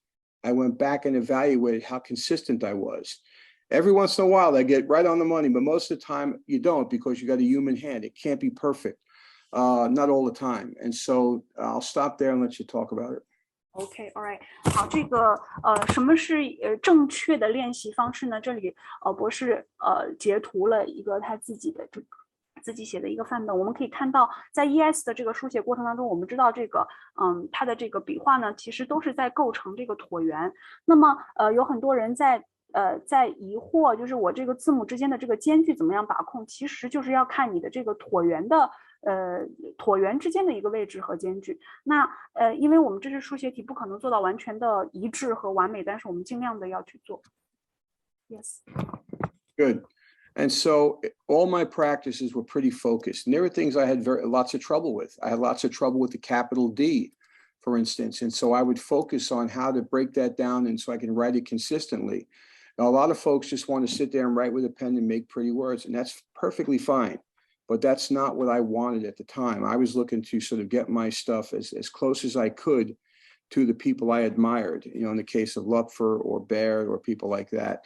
And I think it's important that you have an approach. And if you ask a music teacher, you know, what do I have to do to get good at a violin? They'll tell you, well, maybe so many hours a day. If you would tell them, look, I want to be as close to a virtuoso as I could be, then it's a different story. How you practice matters. It's way too big of a topic for me to go into completely here. And I don't have all the answers. I mean, when I got to a certain point, you have to have other people to bounce things off of and have them look at your script. I'll stop there and I'll finish that story once you're. OK, all right. 好，那么就是在我们练习的过程当中，我们一定要找到自己的问题的症结所在哈。比如说，博士自己就觉得自己的这个大写 D 在书写的过程当中会，不是那么的非常的尽善尽美，所以他就专门把这个 D 拿出来进行这个精细化的练习。那无论是这个是哪一种字体，我们在练习的过程当中都一定要找到正确的方法。就像是这个，你想成为一名音乐家，那你要问别人你怎么成为音乐家，也是需要有一个正确的途径和方法去练习的。我们不能够说完全做到完美，但是我们要尽可能的依照你所喜欢的这个范本。那么对于博士来说，可能就是 Lupfer 或者是这个WAB 的这个范本，尽可能的去靠近这个范本的这个写法。Yes. Probably the most important aspect of this is training your eye. Because as you know, your eye can sometimes fool you. You can read a paper that you wrote, let's say for school, many times and never see the mistake. Somebody else reads it and all of a sudden they see the mistake right away. And it's the same thing with script. It takes a while to train your eye to see what you're really doing. I'll stop there. All right, OK. 非常重要的一点就是我们要去训练我们的眼睛，也就是说要训练我们的观察力。在你看到不同的范本的时候，你要学会去甄别范本之间不同字母它的这个写法上的区别，这个是非常重要的。And if we look at things like consistency, consistent slant, consistent, size of the letters, then the question then becomes does a D, a lowercase d, have anything in common with a lowercase o, a lowercase t, a lowercase e? Or should they all be very distinctly different when you look at them overall? And this is one of the hardest, not hardest, is one of the most eye-opening things I learned. And I'll post this image. I'll let you talk about it, translate, and I'll go back and talk about the image. 在我们练习过程当中讨论到这个一致性的问题，那我们要学会去。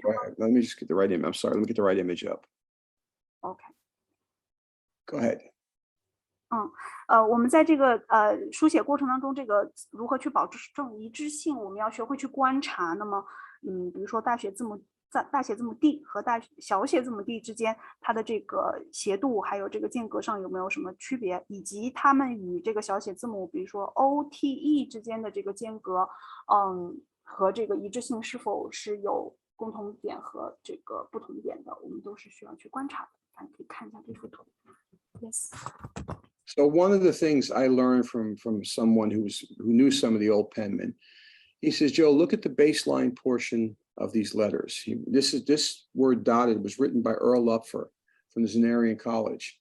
If you just look at the bottom quarter of the letter, the bottom third of the letters, you cannot distinguish them from each other. They're basically identical, except where there's a spacing difference between the O and the T. That was a very big eye-opening moment for me when I finally was told that and learned that. It meant that I could change the way I approached my practice to see what type of symmetry was I getting from practice. Where is my hold on, sorry. Back here. And so that was a big eye-opening moment for me. Do you want to talk about it? Want to translate that? I'll repost it actually if you want me to. OK。 那么刚才的这个范本当中，大家可以看到它的这个下面1/3处的这个位置哈，就是拿红色虚线把它框出来这个位置，大家可以看到它这个粗笔画收笔的，不管是哪一个字母，它粗笔画收笔的位置都是非常相近的，非常相似的。然后它们之间的这个间距也是非常一致的。 所以在这个过程当中，我们需要去多多去观察。那么在写的过程中也要注意。So when I realized that, my practice focus changed as well. Am I being consistent with the size of my ovals? Are my shades consistent? You notice the way it drops at the baseline. These are very consistent. This was done by an old master, Lupfer, as I said. Now I'll give you a different example of how that works. This is a specimen. Some of you may have seen this already. Here, I basically take a few different strokes that form the lowercase I, and I put them together. I put 5 of these strokes together, and all it looks like is just these strokes, nothing really distinguishing. And the second image, I make a series of them. The third image, I make sure that they are basically, extended the way they need to be with connectors. But then in the fourth image, I put a dot, and all of a sudden that becomes an I.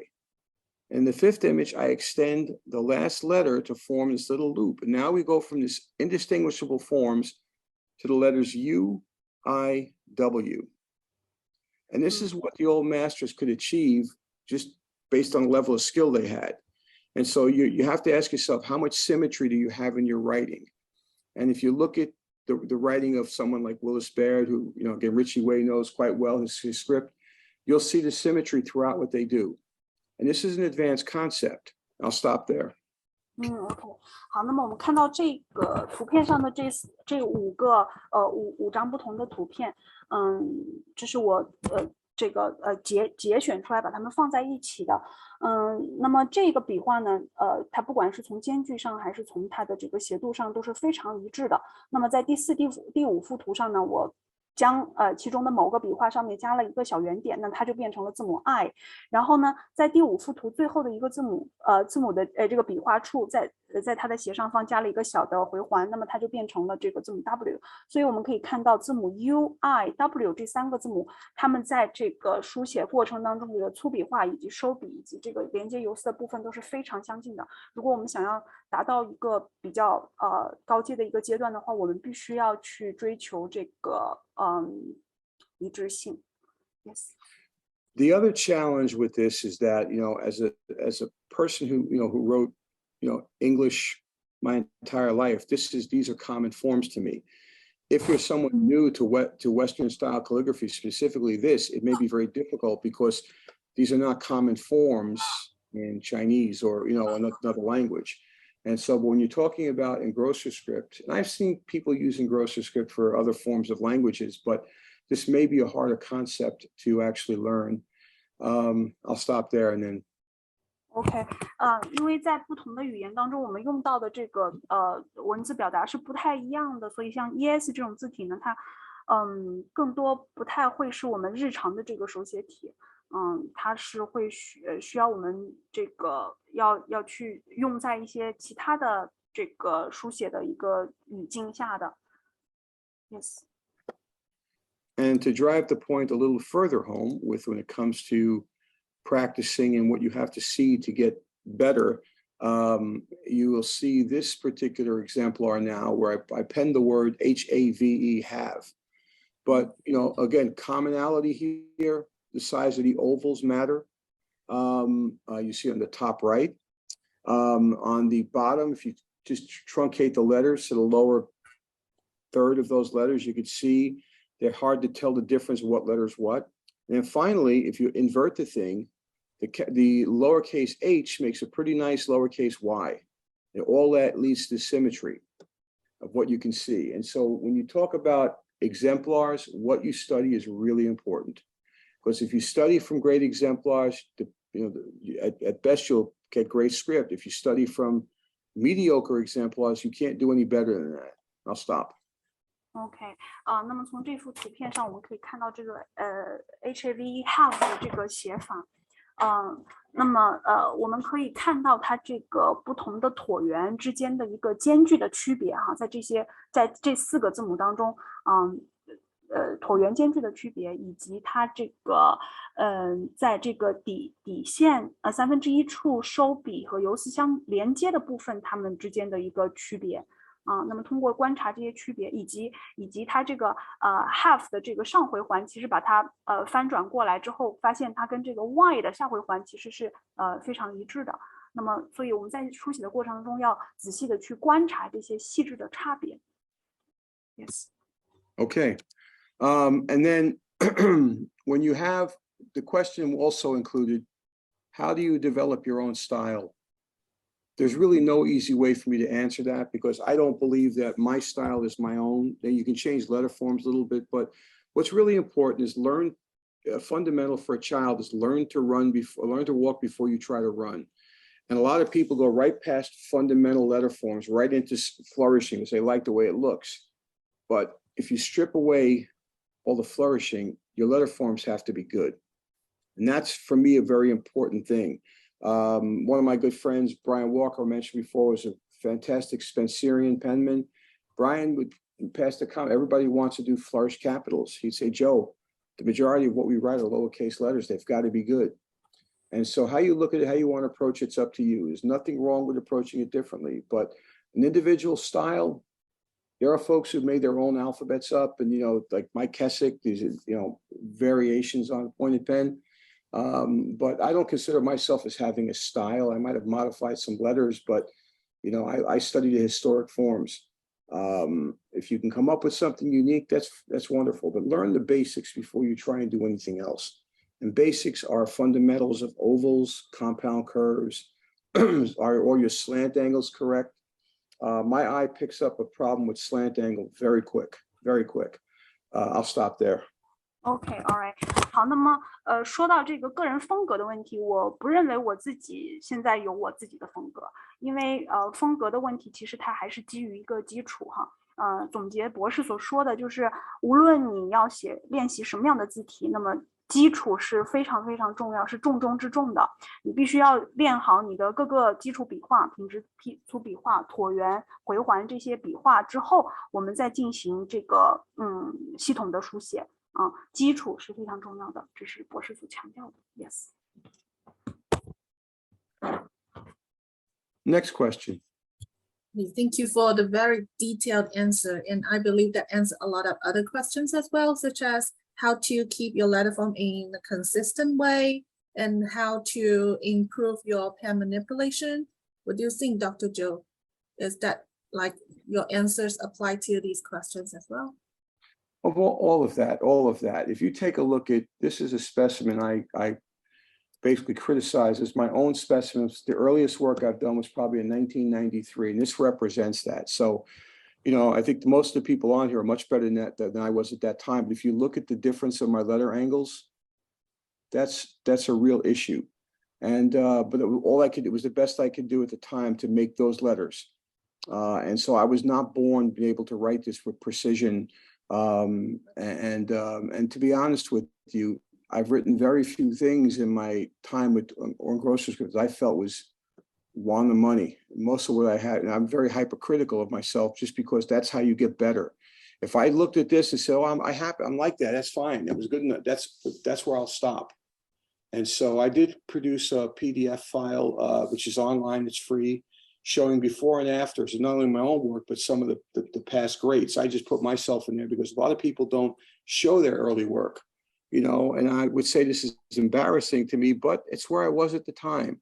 So it's that, how do you get from this point to a better point and then finally to a precise point? That's a journey, you know, and I always tell people, you know, there's no such thing as perfection with the human hand. Some have come close, but for me, what I always tell people, perfection is a journey. It's not a destination. You know, I'll stop there. OK, all right。刚刚博士展示出来的那一张照片呢，是他在1993年写的一个就是模仿的一个范本。我们可以看到他那个斜度分析线上，它的这个字母的斜度其实并没有特别的一致，但是他也不避讳把这个东西抛上来，是因为他确实就是曾经自己的一个阶段啊。那也就是说，博士他想强调的就是我们在练习的过程当中，追求完美它是一个过程，它不能够作为我们的目的所在。那么，在练习的过程，我们是无限接近于这个范本或者说你所临摹的这个内容的，但是也会在这个过程当中呢，你肯定是也会出现一些这个问题，这个都是非常正常的，就是不要把这个完美作为你自己的一个终点，因为我们一直都在路上。Yes. If I can go back to a previously asked question, I don't think I answered it completely. There was a question about classic calligraphy versus modern calligraphy. Now, it depends upon, and I'll let you, if you want, Olivia, you could just translate that again. So. 就是刚才可能没有这个特别仔细回答的一个问题，就是说这个古典的这个书法和现代的这个书法有什么样的区别So classic calligraphy and what you're looking at when you see my work or Richie's work or David Grimes's work, that represents something with a historical basis. Modern calligraphy, that term has now been used to represent a more free-form style of script. You know, it goes below the baseline, above the header line. It's a very loose format. And I would never be one to say that's wrong. It's not. If that's what you like to do, and it's actually a very pretty form of musical and lots of movement, go ahead and do it. But for the historic forms, there's definite rules that apply. And some of those rules are like the flourishing rules I showed you. So I'll go ahead and stop there, but the rules do apply. OK, all right. 那么我们会发现这个现代的这个书法呢，它的形式会更加自由一些哈，那它会要求会更加的这个松泛一些，那包括它的一些这个在写的过程当中，它的上回环没有顶到这个顶线，或者说下回环没有顶到底线，那么这些都是可以接受的，我们不能说它是错误的哈，但是主要还是要看你的目的，就是如果你依照的范本是一个古典的或者说这种传统的范本的话，那么你一定是要严格按照要求的。OK. Olivia, I'd like to address question 12. It says, when writing a letter individually, is it good or it is good? It is good for just a single letter. When writing a long word or sentence, it's not as good. How to improve that? You go ahead and translate that question for me. I'll answer it. Yeah, I will add it. 刚才我之前问 Dr. Joe 的那个，他给了一个非常详细的解答。那个解答呢，其实也回答了很多我们有一些相关的问题，比如说如何提高你字体的一致性啊，如何把字写得更干净，如何提高你的空笔力。他在之前那个非常详尽的那个回答当中，其实已经回答了那些问题。所以这些相似的问题呢，我就不再单独向他提出了。然后他现在想要回答的是之前我发给他的一个列表当中的一个问题，这个问题是，就是这位同学他觉得他的基础笔画已经掌握了，每个字母也已经掌握了，但是他在写长单词或者长句子的时候呢，就会遇到问题。那么请问如何提高，如何改善这样的情况 ？That's it. There's a few components to this answer. One is focus. How intensely do you focus and concentrate on what you're doing? I'll stop. Go ahead and translate that. OK， 回答这个问题，第一个比较重点的部分就是你的专注度。那么你在写的过程当中，你是否专注于你写的这个字母？也就是说，在写的过程当中，我们要时刻的去注意你这个单词之间，比如说你在写这个长句子或者长句子的时候的这个，不管是斜度还是这个间隔，就是专注度 focus。The next component of that is how well have you learned the letter forms? You should know the forms so well that you do not have to think about them as you're writing them. It should flow. I'll stop there. OK， 第二点非常重要的就是我们是否已经完全的掌握了你这个单词的一个结构和这个字母的结构和形式。就当你在写这个单词的时候，你的脑海里面要呈现出来这个字母它本身的样子。也就是说，要把它本身的这个形状，以及它哪个地方应该要轻，哪个地方要重，它的形状是怎么样的，都要记在我们的脑海里。OK。The other thing that's really important here, and that goes into that second point, is that there was a writing master from the past, I believe was a Japanese writing master, who's documented as saying, the hand must form the letter at the moment the mind's eye conceives it, no hesitation. If you hesitate, you got a problem. I don't know if I could translate that any better, but basically, you don't have to think about it. Your hand should just make the letter. I'll stop. OK， 好，第三点呢，其实也是由第二点这个衍生而来的，因为我们要把这个字母的形状以及它的结构全部都要记在脑海里，所以你在写的过程当中呢，一定不要犹豫因为你把它记下来了，那你在下笔的时候就要非常的流畅。如果你一旦犹豫了，那么可能在写的过程中就会出现问题。Yeah, no hesitation. That's really important. So when I was writing at my best, whatever that was, I never had to think about the letter form because I had practiced those letters thousands upon thousands of times. A lot of dedicated practice. And the ones that I had trouble with, like the capital D, again, even more work went into that. But when I was making the capital D, I couldn't think about it. I just had to make it. I'll stop there. All right， 那么就是在写的过程当中，我们不要去犹豫，这一点还是非常重要，还是博士想要强调的，就是在你写的过程当中，不是说你边写边要想这个字是怎么写的，那么这些东西都是在你的大脑里面已经呈现出来的，你只是需要写就行了。如果你一旦停下来了，再去想这个字母该如何去构架，那么可能就会有一些书写方面的这个不连贯或者不流畅。And so that's, really, really important. And then if you take a look at the, whatever your best letter would be, then the question becomes is how open are you to criticism, or at least constructive criticism? And there was a time when I got to a certain point, I didn't want to hear it from anybody. I said it partially joking. And my good friend, John DeCalabas, is one of the best penmen alive. He would tell me, well, Joe, I don't like the way your capital J looks. And I'd get upset. I'm like, oh, leave me alone, John. You know what you're talking about. And so I would leave and then come back and realize, okay, I'd calm down and then, okay, ready to listen to him. But getting from the point at which you're good to very good is extremely difficult. It requires training the eye, discipline, correct practice. And if you're someone who just wants to write pretty and, do some writing for people, that's okay. It's perfectly fine. But again, if you want to be a virtuoso, it takes a certain approach. I'm not claiming I was a virtuoso. I'm just saying the best I got took that approach. OK， 那么还有一个比较重点的部分就是你在这个当你的记忆已经达到一定水平的时候，你要学会懂得去倾听这个意见以及别人给你指出来的一些问题。就是博士在当时就有一个也是书法家朋友给他指出他的这个大写字母 J 可能写的有点问题，但是他当时就是无法接受，就不会听他所说的话。然后后来呢，这个情绪平定下来了之后呢，又会回去问为什么你觉得我这个大写字母 J 写的不好？也就是说，在这个练习的过程当中，我们想要达到一个非常高的境界，是需要有很多条件的，比如说你的眼睛的训练，你持续不断的练习，这些都是非常重要的。Olivia, there was one question that asked, could you share the list of calligraphers you follow on Instagram? There's so many, but I can name a few. So just translate that and I'll list them. 有很多我推荐的这个范本，喜欢的范本放在这个 Instagram 上面。That was question 13.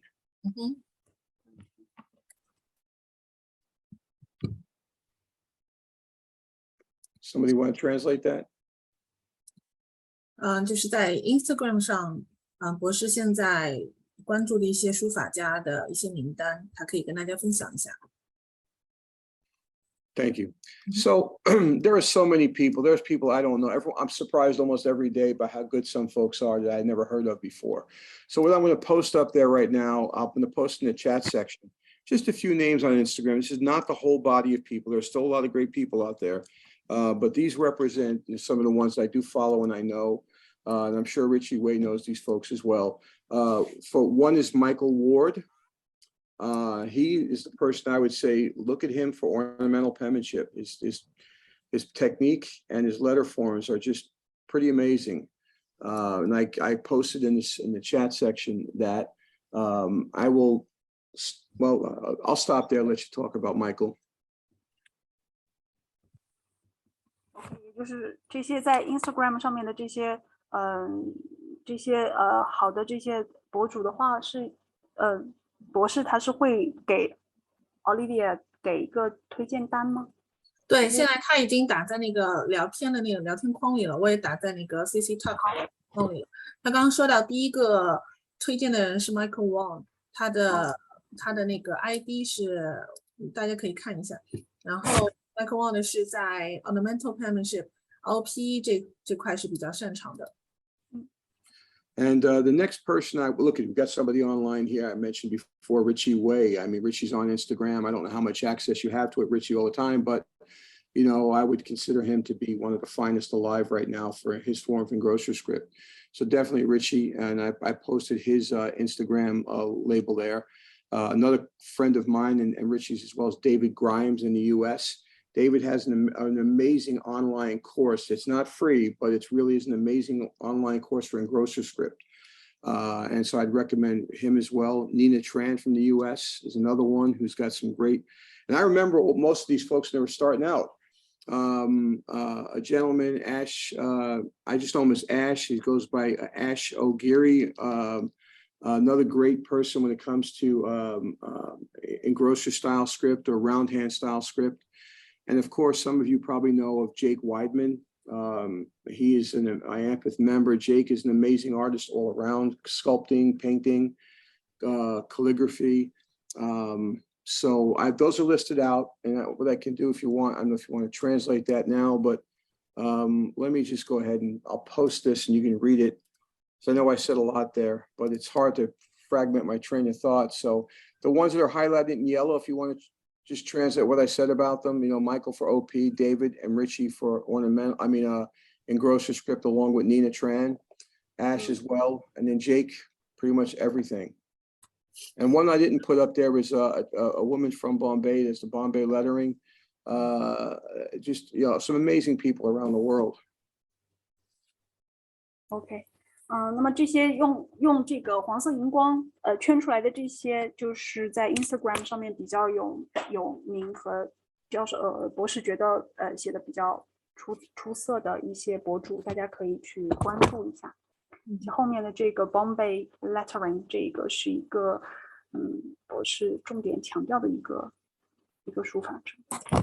And Karen Walker in the chat, they added David is not on Instagram anymore. He is now. Oh, David, yeah, no, you're right. David he used to be Mass Grimes. Now he's Mass Movement or something, but He's I on would see, YouTube.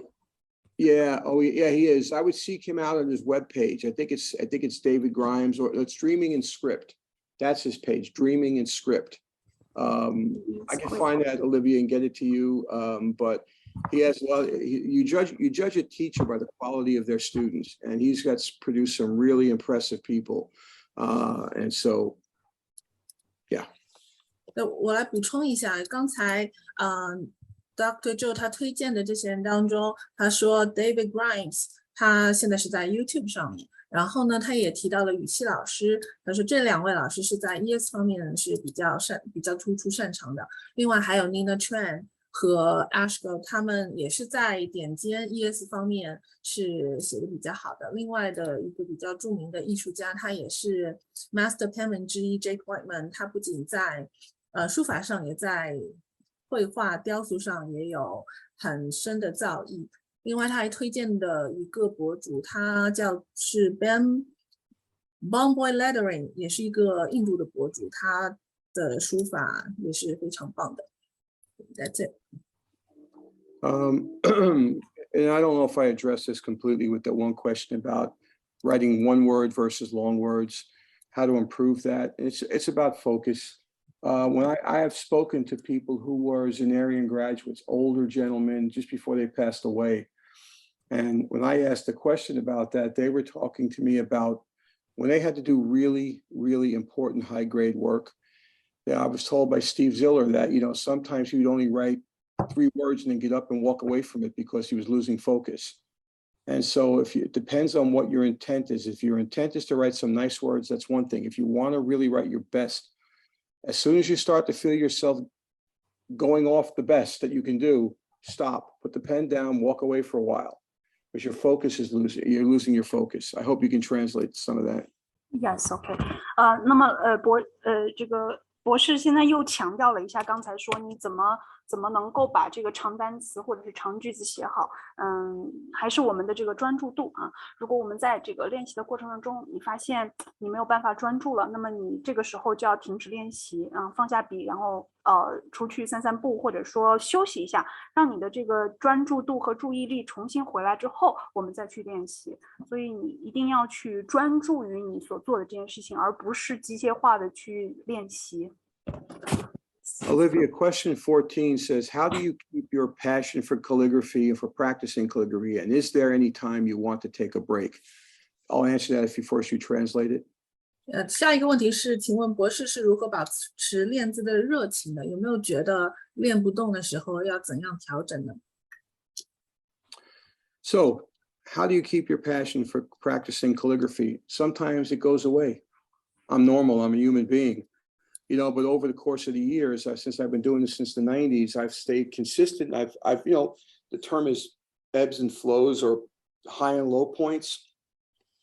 And you just press through it. Just because I'm tired of something doesn't mean I'm never going to do it again. I may have to take a break from it. That's perfectly fine. Just to refresh yourself. I'll stop there. 博士说他有的时候觉得写不动了，那就先停一下。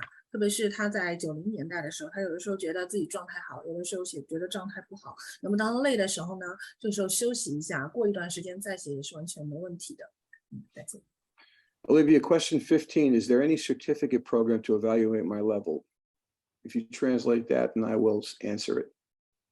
在书法这方面有没有什么认证的项目，然后来评价一下自己的写字的水平？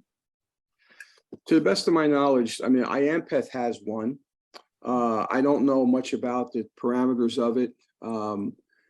But, just be careful if you're asking someone else to criticize your work, because not everybody wants to hear the truth. And sometimes what you may get isn't really the absolute truth. It may be somebody's impression of what you need to do. And so I I'm somebody who doesn't believe in pointing out negatives. Oh, you're doing this wrong. No, the idea is tell them how to get it right. I never believe in building from a negative position. I don't like, even when people ask me for advice, it would be, and it's something I wouldn't do publicly. If they needed to correct something, I would tell them how to get to that point, but not you're doing this wrong, because the point is not to crush somebody. The point is to inspire them. I'll stop there. 关于认证项目的话，博士所知道的 IMPAS 是其中的一个，他有提供一些他自己的认证项目。然后，当你想要去寻找别人对你的字体提供评价或者意见的时候呢，如果别人来问他的话，他会觉得不仅仅是要指出你有哪些错误比较重要的是要告诉你如何提高、如何改正这些错误。你想要做的是帮助别人提高，而不是打击别人。That's it. Thank you. And so question 16 was, why do you share everything for free? I actually get this question a lot. You want to translate that question, Olivia, and I'll answer it. 下一个问题是问博士为什么免费分享这些信息呢？ Okay. So the first part, there's a few parts to this. One is when I went to my first IAMPATH convention in 1999. I was amazed at the amount of willingness to help me that even the best there were willing to do. John DeCalibus, I was able to sit down with him and get pointers. Bill Lilly gave me a private lesson, didn't charge me anything for it. And that's not really the reason. It's just that the amount of help they were to me, because I knew nothing. I didn't know anything back then. It was a ghost town online, for this stuff. And so that spirit of giving is why I decided to pay it forward and give it away for free. Go ahead, I'll stop there and continue and translate it. 博士在1999年第一次参加 IMPAS 年会的时候呢，他得到了 John DeCalibus 和 Bill Lilly 的指导。那个时候，那些大师对他指导也并没有向他收费，也都是免费的，并且在那段时间，在互联网上对于英文书法也没有相关的信息，所以在那个时候，他得到的这些信息都是大师们的无偿的分享。And at the time, they were perhaps the best in the world at what they did. And just imagine going to a golf tournament and having Tiger Woods being willing to sit down with you and talk to you and then show you that's not going to happen. And so that very much impressed me. I'll let you translate that. 这就好比你去参加一个高尔夫的一个比赛，然后你旁边坐着老虎伍兹，然后他向你传授一些关于高尔夫球方面的知识。So it was my attempt to pay it forward. Plus, and a very important fact here is I have a good job. I don't need to do that for money. And I don't like mixing what I do with a passion for profit. So I try to keep it as pure as possible for me, artistically pure as possible for me. 我很幸运的是，我有一份比较好的工作，然后我就不需要从书法方面再赚取额外的收入。我不想让我的爱好和赚钱这两件事情混在一起。All I ask for anybody who has been helped by any of the stuff I post online is at some point, if you ever get the chance to pay it forward and help somebody else, get better or stay in the art form, please do it. I became very concerned because so many people would start it and get very excited, but then all of a sudden they'd quit because they couldn't figure out how to use the pen, when I first met John, I didn't even know how to ink a pen. I would put rubber bands around my pen as a reservoir to try and keep the ink on there. And so I got all that help, so that's why I do what I do. Plus the fact is I can do it. I don't depend on this for money. 很多关于书法方面的信息在网上是不太容易找到的。比如说我一开始的时候，怎么样把笔尖插在笔上，我是用一个橡皮筋把它绑住的。在那个时候我不知道正确的方式是怎么样。如果你在网上遇到一些人，他分享书法这方面的信息，如果你有能力的话呢，你是可以提供一些打赏或者一些资助，但是他很幸运的是，他并不需要这方面的金钱上面的一些补偿。And so there was a question number 4, how long did you practice? If you want to just translate that real quick. 下一个问题是，有人问博士，每天他都练习多长时间书法 The time I made most of my progress was in the late 90s and in the early 2000s. And at that time, I was in the middle of working on my biochemistry PhD, so I didn't have a lot of time to dedicate. So that's when I would sit down and made those 30 minutes every day of practice count. Like my coach told me, 30 minutes of good practice will be 3 hours of bad practice any day. And that's what I did. I worked on very specific goals, stem loops. I'll stop there. OK, all right. 博士说他自己练习的最频繁的一个时间段是在上世纪20世纪这个末，以及到这个21世纪初，2000年初。那么在这之后呢，他就开始准备他的这个生物化学的这个 PhD 的学历，所以他并没有很长的时间去练习。那么他能够保证自己每天练习30分钟，这也是他的老师教给过他的，就是如果你能够每天保证30分钟的有效练习，就要比你花3个小时进行一些无效练习要好得多。Yes. Question 3 talked about can you tell when it's time to change your nib? How to make it last longer? Go ahead and translate that and I'll answer it. 第3个问题是，那么这个笔尖我们要什么时候换？那么一个笔尖我可以用多长时间 ？Yes.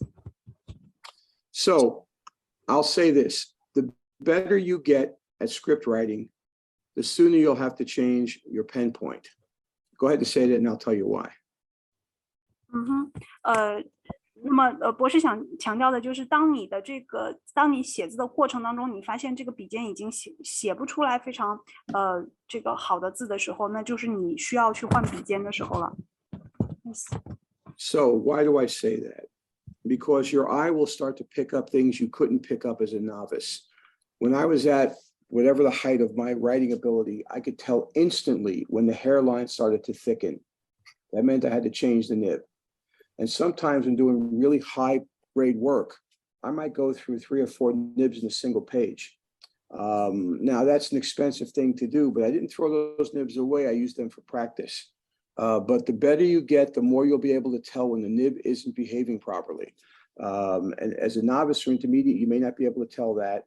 And especially if you're using vintage pen points, they're real expensive now. Real expensive. I'll stop. OK, 好。那么当你在这个写字过程当中，你看到你的这个游丝游丝的部分变得粗了的时候，那么这个时候我们需要去换笔尖了。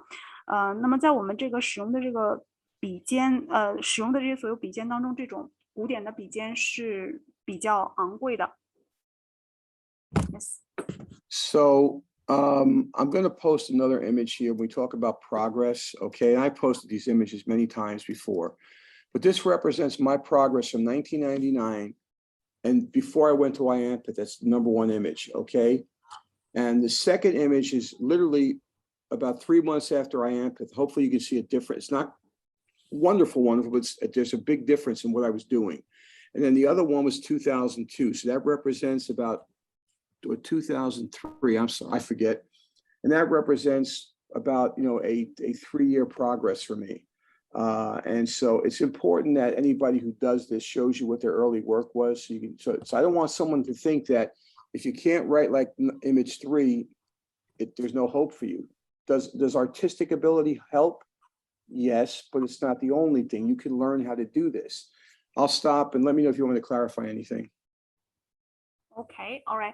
这里抛出来的这3幅图片呢，分别是博士在1999年，第一幅图是在1999年，在他进入这个 IMPACT 之前写的这个手稿，然后第2幅图呢是他进入 IMPACT 之后3个月写的，第3幅图是他在2002年还是在2003年的时候写的这个手稿。那么我们可以看到他的这个整个的这个书写是有非常大的进步的。那么我们有很多人都是只看到了他这个第3幅图，觉得我如何要写到这么好，那么你必须要经历前面的这个阶段和步骤进行这个有效的练习。Yes. Okay, I'm going to just post one more image in that same subject here, and I've got images of Earl Lupfer's before he became a master of the pen. So that's Lupfer. And you see the top image on the left, that's him when he first started out. That's his script level. And that's him on the right side at the height of his career. OK, all right， 好，那么这里呢，这个博士抛了这个 EAL 它的一个最起初开始练习的时候的一个范本，就是在左上角的这个范本，这是他刚刚开始的时候写的。那么到右边的这一幅图呢，就是他在这个他事业顶峰的时候写的。我们可以看得出，即便是大师，他也是会要有一个进步的过程，是从基础一直到高超的这么一个过程演变的。Yes. Thank you. And so I will put into the chat section the PDF I have on before and afters. Okay, and so hopefully that'll get up there if I can load it up. Let's see. Oh, sorry.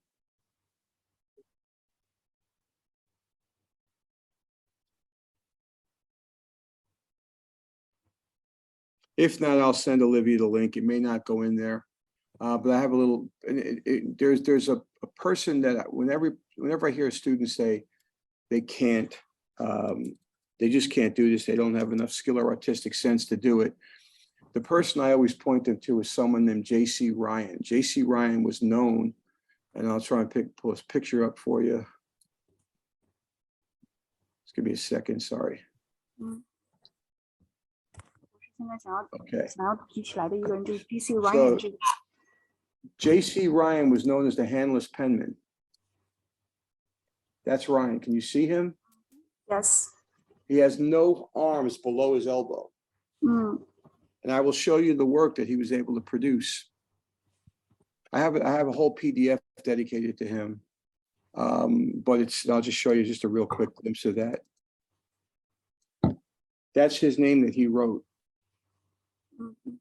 Pretty amazing, isn't it? Yeah. So there's actually a PDF I have on him, and I shared my contributions document with Olivia, so you can get those.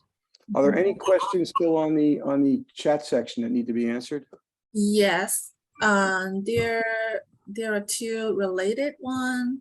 What are engrossers, and what is the difference between engrossers and penmen? Back then, the penman and the engrosser. An engrosser was sort of the modern day equivalent of a calligrapher. And that was basically someone who wrote and embellished a beautiful form.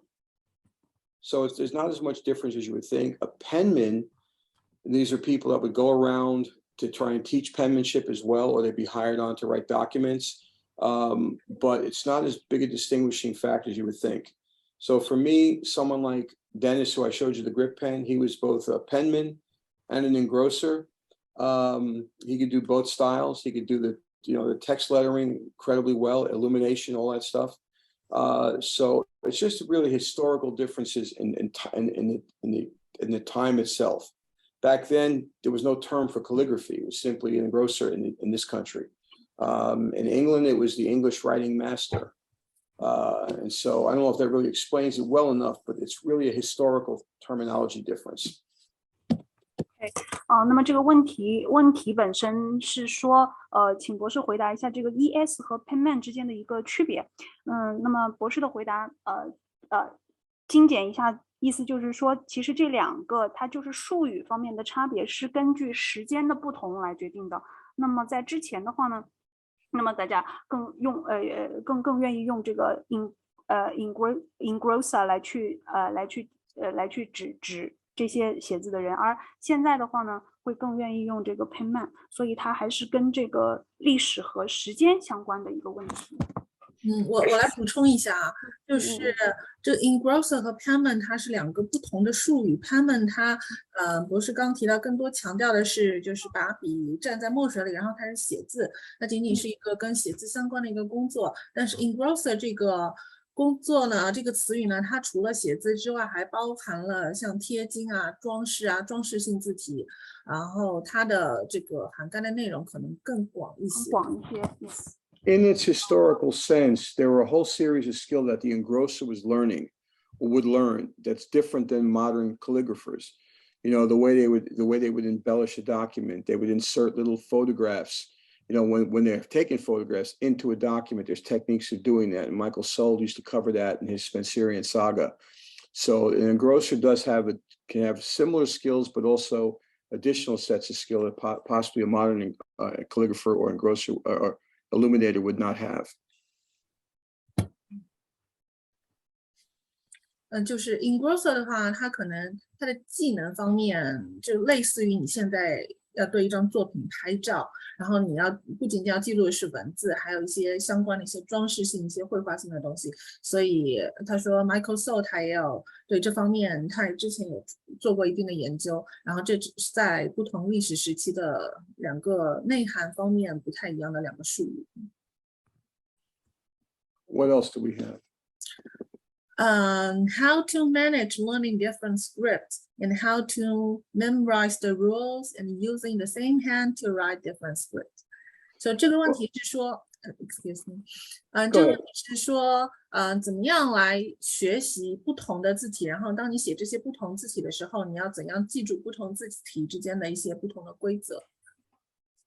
So there are certain common themes to different scripts. So if we look at engrosser's engraver script, Spencerian script, you know, plain penmanship, they all have adherence to certain slant angle. Now, it doesn't have to be one precise, but they're consistent in their slant.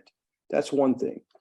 So it's not like you have to learn tons of different rules. You may have to learn different kinds of letter forms, but the way in which a shade is made is a little different for engrosser script than it is for Spencerian. Spencerian sometimes has shades that sort of come out and come back together. Whereas engrosser script is a very directional shading. It's hard to really describe this without showing images. It would just take me too long to pull them up. But I think if you think about it in terms of common points, slant angle, are you consistently hitting the X height and the baseline? You know, those are things you look for. And are your letters symmetrical, and are they showing discipline of form? In other words, are you making your lowercase a the same way every time? Or is it changing and there's no real consistency to it? That's a long answer, but there are commonalities between them, but there's different letter forms for sure. 那么在这个博士的回答当中呢，我们知道这个字体呢有很多形式，就是我们刚才这个讲座当中提到这些所有的字体。那么一言以蔽之呢，我们不管是练什么样的字体，首先第一步要掌握的是它的这个 letter form， 也就是它的这个字母的形式。我们必须要在脑海里面深深的记住这些不同字体它的这个字母是怎么写的它的 X height， 它的这个中间的这个基线是在哪里的以及这个字母的形状，它的 pattern 是什么样的。那么其次呢，就是它的斜度在斜度方面要把握好这个斜度的一致性这个就是我们在练不同字体的过程当中需要去注意的一些比较通用的一些技能和一些规则。So if you learn the fundamentals, again, learn to walk before you run. Here's an example. It was just a quick exemplar I did of different forms in plain penmanship with a capital B. You know, there's no one right or wrong form. Maybe people prefer certain forms better, but you know, once you have a certain amount of skill, you can basically execute almost anything you want. And so when I got to a point where I had that kind of skill in engrosser script, I could look at an exemplar of a round hand and be able to emulate that to some degree. It's got to do with basic skills. And so the way you manipulate the pen, the control you have over it, I will stop there. OK， 刚才展示的呢是博士他写的这个字体当中不同这个形式的一个 B 那么在我们这个练习的过程当中呢，那么在写的过程当中，我们要知道，比如说我在这个练习这个ER 的时候，那么写到某一个字母的时候，我们会去想它跟这个 ES 之间有什么样的一个关联性，它们的区别是在哪里的。它这个运笔的方式以及这个一些笔画之间的一些区别，这是我们需要在写的过程当中去思考的一些问题。Next question. Next one is about spacing. And how to define the standard width of letter and spacing? Is there a golden ratio? 就字母它的间距，它字母本身它的宽窄，它的宽度是不是有一个标准，并且它的间距是不是有一个特定的比例？ Well, if you remember from, I guess, a few questions ago, I showed you the word osseous. And what defines the spacing is the size of those imaginary ovals that you would put down. Let me see if I can get that up again. That dictates the size of your letters and the size of your spacing. And so I will share that one again. Now, is that something you could think about as you're doing it? No. But if you see the ovals are similar size, and even with the connectors, like look at the E, O, and then the connector from the O to the U, that's an oval that defines that, and that dictates how the spacing is. And so when I used to first write, I didn't have this kind of consistency. It would be difficult. And I'd try and go back and practice until I get a better spacing, until I was able to meet these forms I show you here. There's no simple way to do this. There's no easy way or some secret. There's not a single thing I ever knew that was a secret or something I wouldn't tell anybody freely. It's just about practice and training your eye to see it. I'll stop.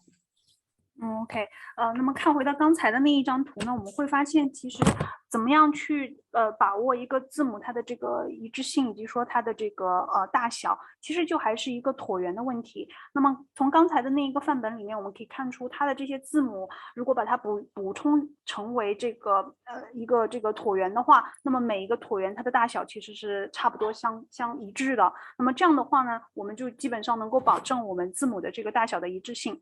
那么博士也提到过，最重要的一件事情就是在练习的过程当中，如何去把控我们的这个字的大小以及斜度的一致性，还是要去训练我们的眼睛。我们要去学会去观察这个范本，观察字母之间的这个特征以及它们之间的一些差异啊，就是这个眼睛是要我们着重去训练的一个功课。Yes. Okay, our next question is about how were the penmen named in medieval times? Calligraphers, illuminators, writing artists, are they the same? 所以这个问题他是说 sorry. In historic times in this country, again, the word engrosser came into use early on. Remember, this is a relatively young country by most other country standards. You know, I mean, China goes back thousands of years. You know, this as a nation only goes back to the 1700s. Of course, the Native Americans were here for long before that. But what we're talking about really only goes back, to about the mid to late 1700s, early 1800s. And remember something else. When you looked at Western calligraphy, those were really, a lot of those things were done by monks or priests. So they weren't going by illuminator or anything. They were just a monk translating a document. It was done for historical purposes. So the terminology, I would not get too concerned about that. I think people worry too much about terminology. Just practice what you know and what you love, OK， 下一个问题是关于这个penman， 它在这个中世纪的时期的一个叫法，它究竟它跟这个 calligraphers illuminator 和 writing artist 之间的一个区别。那么博士的回答是说，因为美国它的这个历史并不像中国这么的悠久，那所以它即便是往前追溯的话，也只能是追溯到这个18世纪到19世纪这样一个时间段啊。那么一开始的时候呢，其实也不是把它叫做这个 illuminators 我们更多是把它叫做这个 monks 或者说 priests， 其实就是我们的这个和尚或者是一些牧师他们去写的一些东西。所以说博士他本人呢是不太去纠结这个术语的，其实这些表达也都是术语上面的差别这是一个历史性的问题When you talk about developing your eye or aesthetic, you have to understand also that when it comes to different forms of script, they had different proportions. I'll let you translate that before I go on. 那么我们现在再说回到刚才所说到的训练我们的眼睛啊，我们要学会去观察每一个范本当中它们的不同的部分的一个书写特点。And again, there's no hard, fast rule here. You just have to be consistent. And so if you look at the round hand, there's different proportions. The one I happen to pick has equal X height versus capitals. My level of script in example 2, it's a third of a proportion, but if can I vary that? Absolutely. You know, Spencerian ornamental scripts, you see the differences in X height versus caps. And whereas the bottom one, business penmanship, typically is you know, the X height double is the capital letter. So OK， 好，那么我们在这个看这些不同的字体的时候呢，我们会发现它们不同字体的这个占格的这个问题，其实是占格的这个情况是不太一样的。比如说看一下第一个就是 round hand，ER 这种字体呢，那么这个地方博士也标出来了，它是只有2格的，也就是说它的大写字母和它的这个小写字母，大写字母基本上是小写字母的这个2倍高度。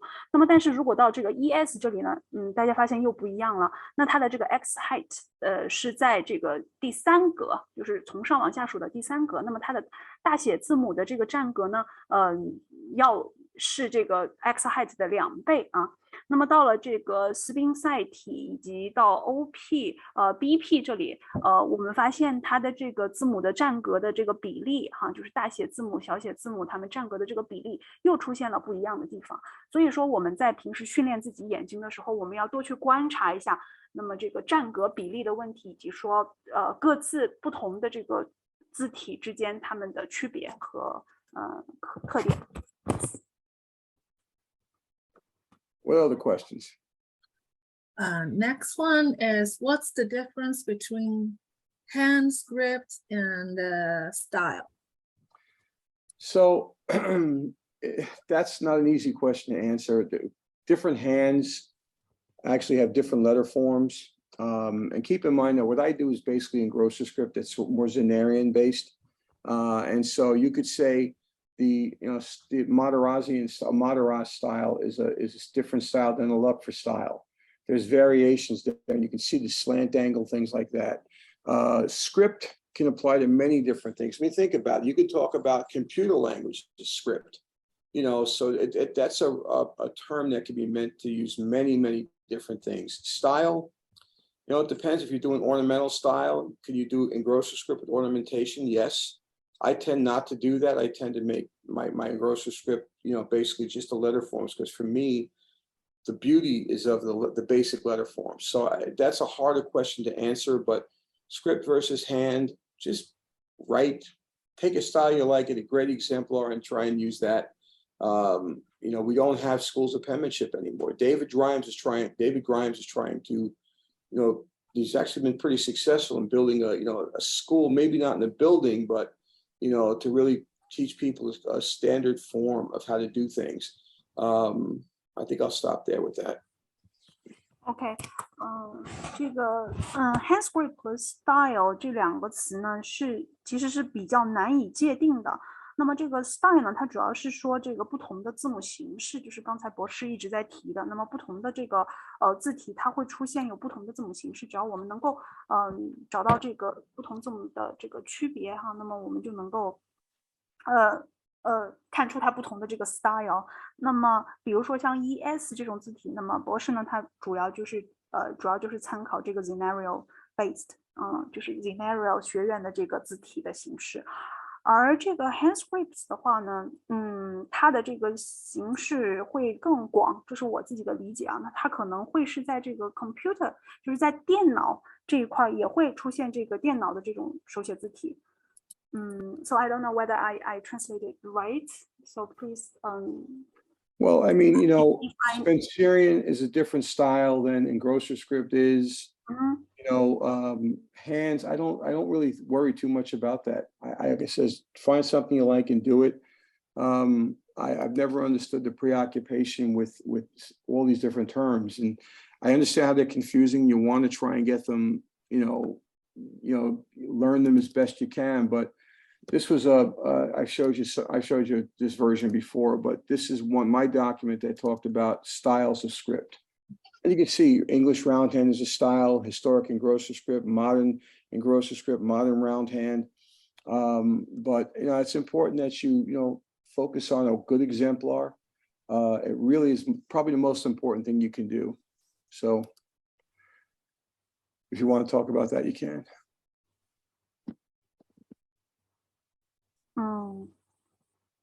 也就是说，这个博士在这里讨论到的，我们说这个斯宾塞呀，还是这个 ES 呀，更多用到的是 style，style 这个词去区分它们，那么其实对于这个不同的术语呢，这里其实不是非常容易去解释出来它们之间的一个差别的。Yes. So when it comes to something like plain penmanship or business penmanship, there can be stylistic differences. For instance, the A.N. Palmer method looks a certain way, but there's also what they call running hands, which is meant for more flowing and more rapid. I'm trying to find an image of it. A more flowing, more rapid style of writing. I got an image here. So you'd be hard pressed to really determine differences between this and regular Spencerian, but that's why I always say don't get too caught up in the whole name game. But this is I think this was Daniel Ames that wrote this. This is what he calls running hand, slightly more spaced out letters, and but I would not get bogged down in this. If this is a style you want to emulate, have at it. OK， 这个现在屏幕上面展示到的这个就是一个 running hand 的这种字体，看上去是跟这个 BP 是有一点点像的。Yes。在这种字体当中，它的那个每个字母之间的间距是分得比较开的。它作为类似于 BP 当中的一种。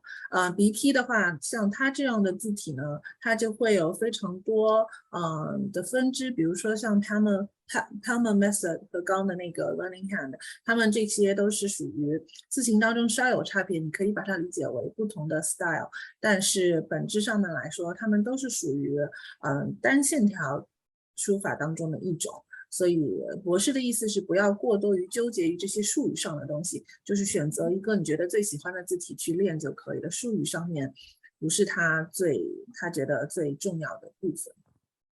For those who might be interested in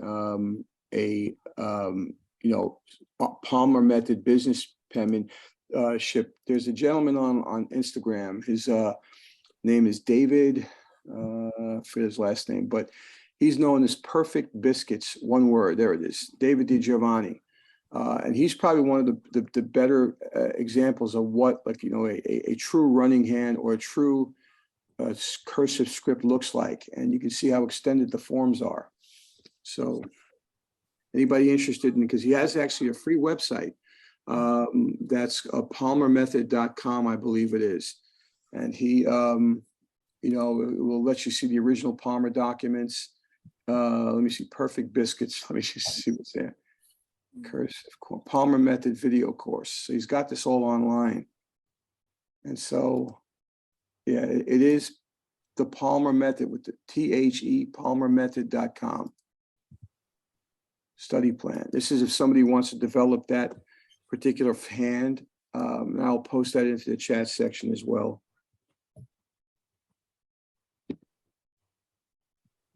If you want to just translate a little bit about that, sorry.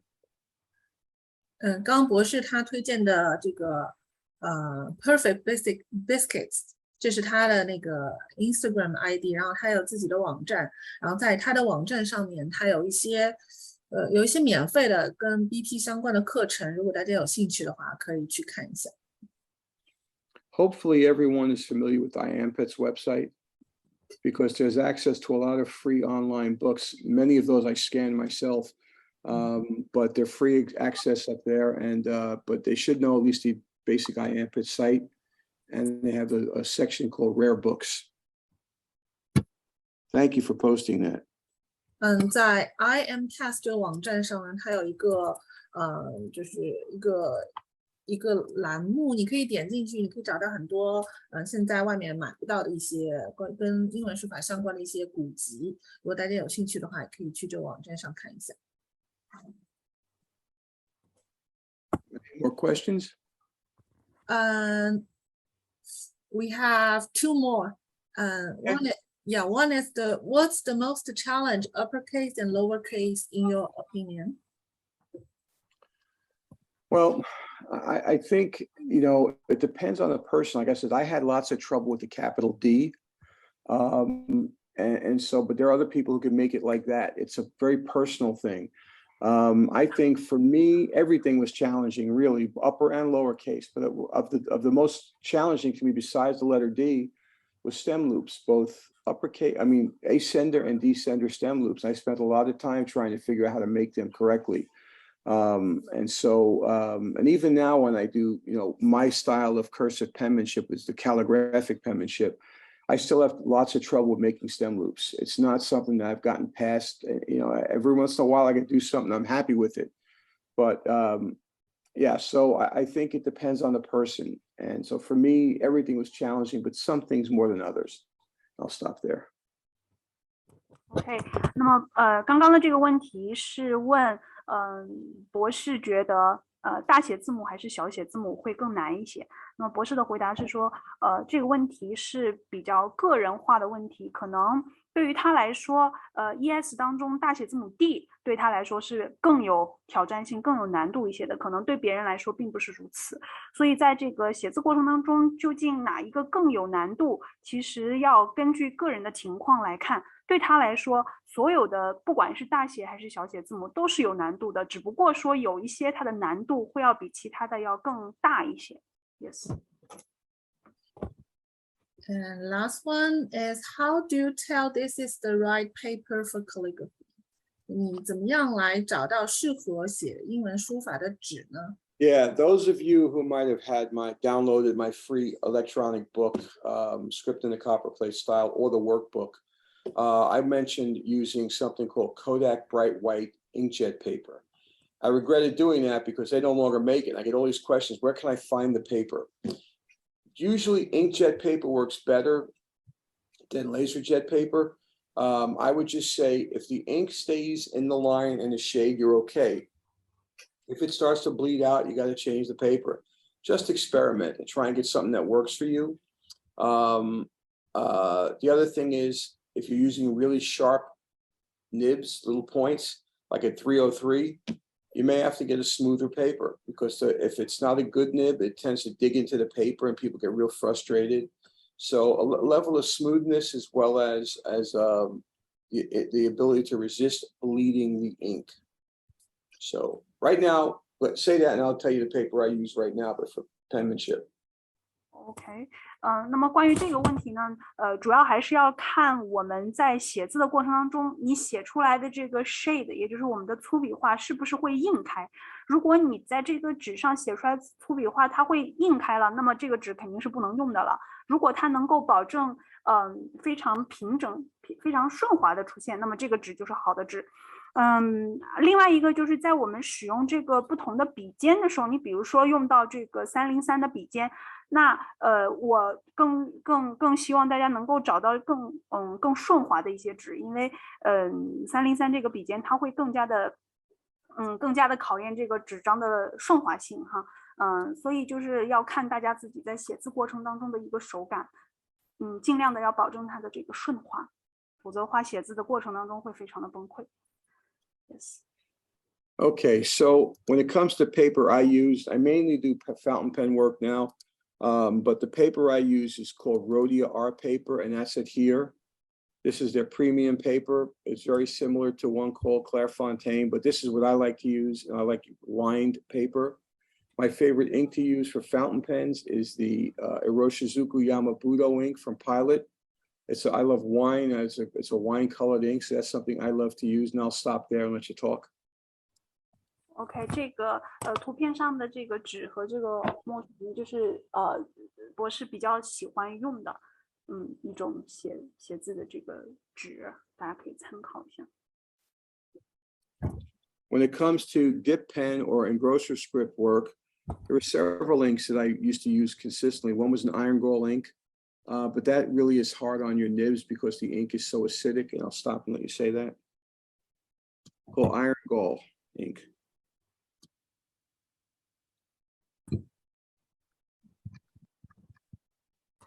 So you mean the ink or the paper? No, I'm talking about ink now. Ink, right? Okay. So I didn't catch you a little bit. What kind of ink? Well, there were three types of ink I would use. Three types. One would be iron gall ink for black work, black letters. Iron gall. Iron gall. Yes. Mm. And the second ink would be McCaffrey's Penman's inks, and that is shown here. I'll share Could you this. please show us the picture? Yes. First, I'll show you the McCaffrey's inks. These come in different colors. The one I used all the time was a red violet. Okay. And if you look at this image, this actually shows the ink that I use. This is McCaffrey's red violet. Okay. Okay. All right. 好，博士刚刚说他主要用到的这个墨水有3种，第一种呢就是这个什么 in angle， 然后第二种就是我们在国内熟知的这个 MC。他说第一种是鞣酸铁墨水，然后第二种就是 MCC， 他最喜欢那个颜色就是那个酒红色。Okay. The iron gall inks, there are a few different brands of it, but again, it's very acidic and it can erode the ink, erode the nib. Acid. 就鞣酸铁的话， I also use a brown sepia ink called Tom Norton's walnut drawing ink. But this stuff is all in my book. If you want to look at it, you don't have to worry about it. I mean, it's in the book. 这些信息都会在博士的书当中都有所提及哈。如果大家想要了解的话，就可以去下载他的电子书来看。对，他的书叫做 Script in Copperplate， 我会打在那个聊天框里面。I talk about different pens and things like that. Yes. 在 iPad 里面直接搜就能够搜到，是免费下载的。然后在他的网站上面也有免费的 PDF 下载。然后在新笔盖的账号上面，我有翻译他的这个书。这个书里面他也有提到他对于不同的纸啊、笔啊、墨水的他的一些看法。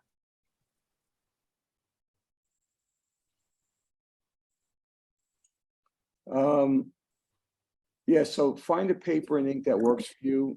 Sometimes some inks are too thick to use, others are too thin. It depends on how fast you write. There's no easy answer to this, but the Neil McCaffrey Penman's inks generally have pretty good resistance to flow, and they really work well with dip pens. That's what they're made for. Other inks may have to be changed to be able to actually allow you to write with them. If you look at this image here, this is the walnut ink I used to use. This is Tom Norton's walnut drawing ink. Wonderful ink. Believe it or not, it's not actually walnuts. It's made from peat moss, but you don't have to translate that. But it's a great ink to use, and I used that quite a bit in the past, and had lots of specimens with it. And I'll show you one right now. It gives a beautiful brownish, what they call sepia tone, and is that up on the? Not sure if I'm showing the right one or not. Yeah, I think you see that. So that's the brown ink. Okay. 好，刚刚博士说的是，就在我们书写的过程当中，墨水呢，它有的时候会显得非常的厚重，有的时候又太稀了。这个主要是看我们在写字过程当中的一个，这个掌握的这个笔速哈，笔流。那么通常来说的话 ，Mac 的这个一致性，它的表现力是会比较好的。另外一个博士经常使用到的就是我们国内也经常使用的这个 Walnut 这个棕色的墨水。咱们现在看到的这个范本就是用 Walnut 这种墨水写出来和画出来。And when I do work involving any painting or lots of heavy shading, I tend to use a cardstock rather than regular paper. So the one I usually use, I don't know what's available in different parts of the world, but I use Canford cardstock. And that you see here, that's the label from the actual package. So it's 140-pound cardstock. And that the one I showed you with the red ink and the one that most of the images I posted were posted on that cardstock. I'll let you talk about that. Canford cardstock. 我是说当他在画一些画，以及说这个shade 会比较粗的时候，一般情况下都不太会用纸，会用这个 card， 也就是我们这个图片上说到的这个牌子。So this specimen was written on Canford cardstock.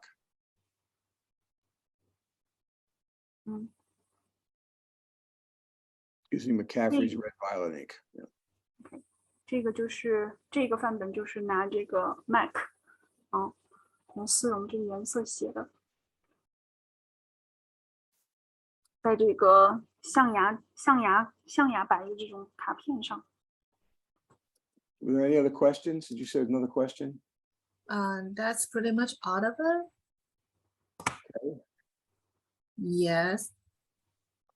Is there anything you would like to add? I just think, help people when you can. If, just because I give stuff away for free doesn't mean everybody has to. People have a right to make money doing what they're doing and teaching as well.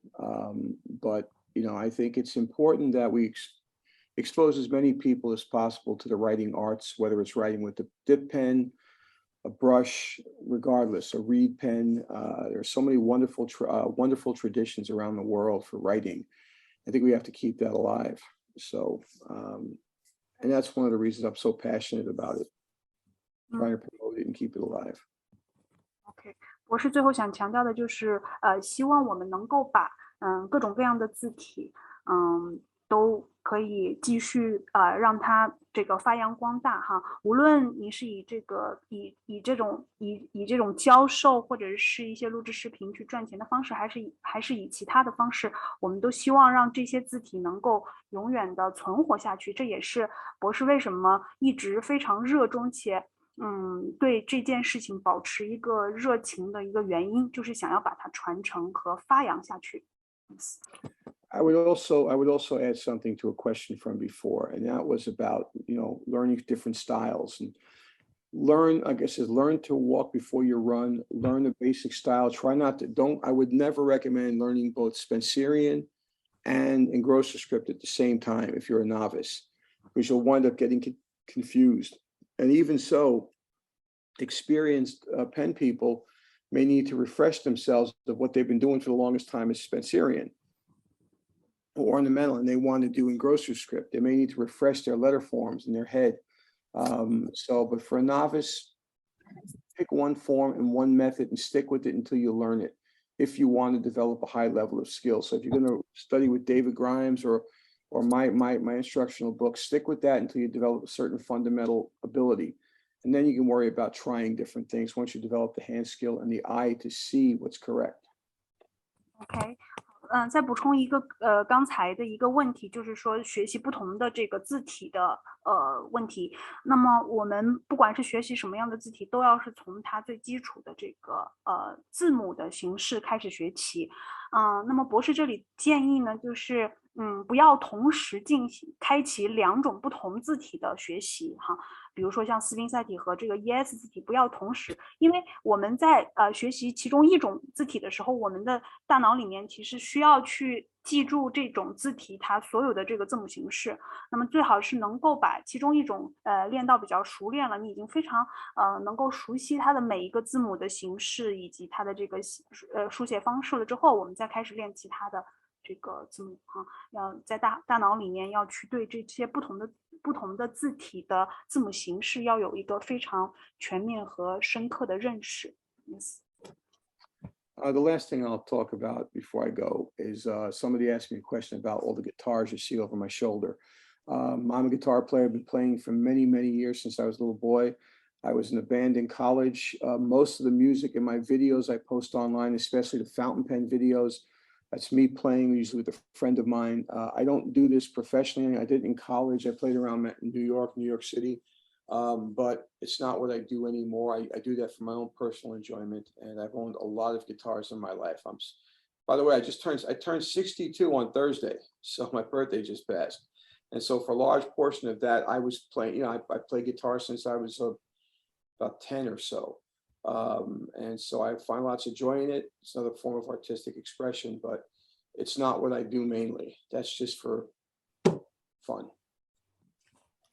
教授最后补充的一个问题是说，有人可能会问到视频当中，我们看到左上角有很多吉他在那里啊，那么教授呢，他是大概是从10岁左右的时候开始弹吉他，在大学里面呢，他也是跟他的好朋友一起，就是自娱自乐的去练习弹吉他。那在他很多的这个写字视频当中的这个背景音乐呢，也是由他的这个朋友和他自己弹奏的这个音乐作为背景音乐的。但是这个东西不是他的主业啊，他只是把它当成是自己的一个这个爱好和兴趣。那么马上呢，他也就到了他这个进入他62岁的这个生日了。那么他在这么多年的这个生活当中呢，吉他是他的一个非常重要的一个爱好，但是他并不是以此为主业的。OK。Lastly, thank you all for sticking with me this long. I appreciate it. I appreciate your interest in the art form. Thank you. Thank 非 you 常 so 感谢 much, Dr. Joe. OK。Yeah, we had a great time, and I know it's getting very late in the time zone, and and thank you for everyone to join us, and we will post all the handouts, the links of the videos, the pictures, and soon as the video recording completed. And please stay tuned as more calligraphy masters will join us and give us lecture in the future. 感谢大家今天就是参加这个讲座，然后也非常感谢 Dr. Joe。我知道在他的那个时区已经半夜12点超过了，所以也非常感谢 Dr. Joe 来给我们带来这个非常精彩的讲座。然后这个讲座的视频的录像回放，还有在讲座中他所提到的一些视频的链接啊，一些文件和图片，在稍后我会在群里或者在那个新笔盖的账号上发给大家。然后非常感谢今天来参加这样的活动。Thank you, Dr. Joe. Thank you, guys. Thanks a lot. I do appreciate it. You have a great night. You too. Yeah. Good night, doctor. Thank you very Bye-bye, much. guys. Bye. Bye, everyone. Good night. Bye bye.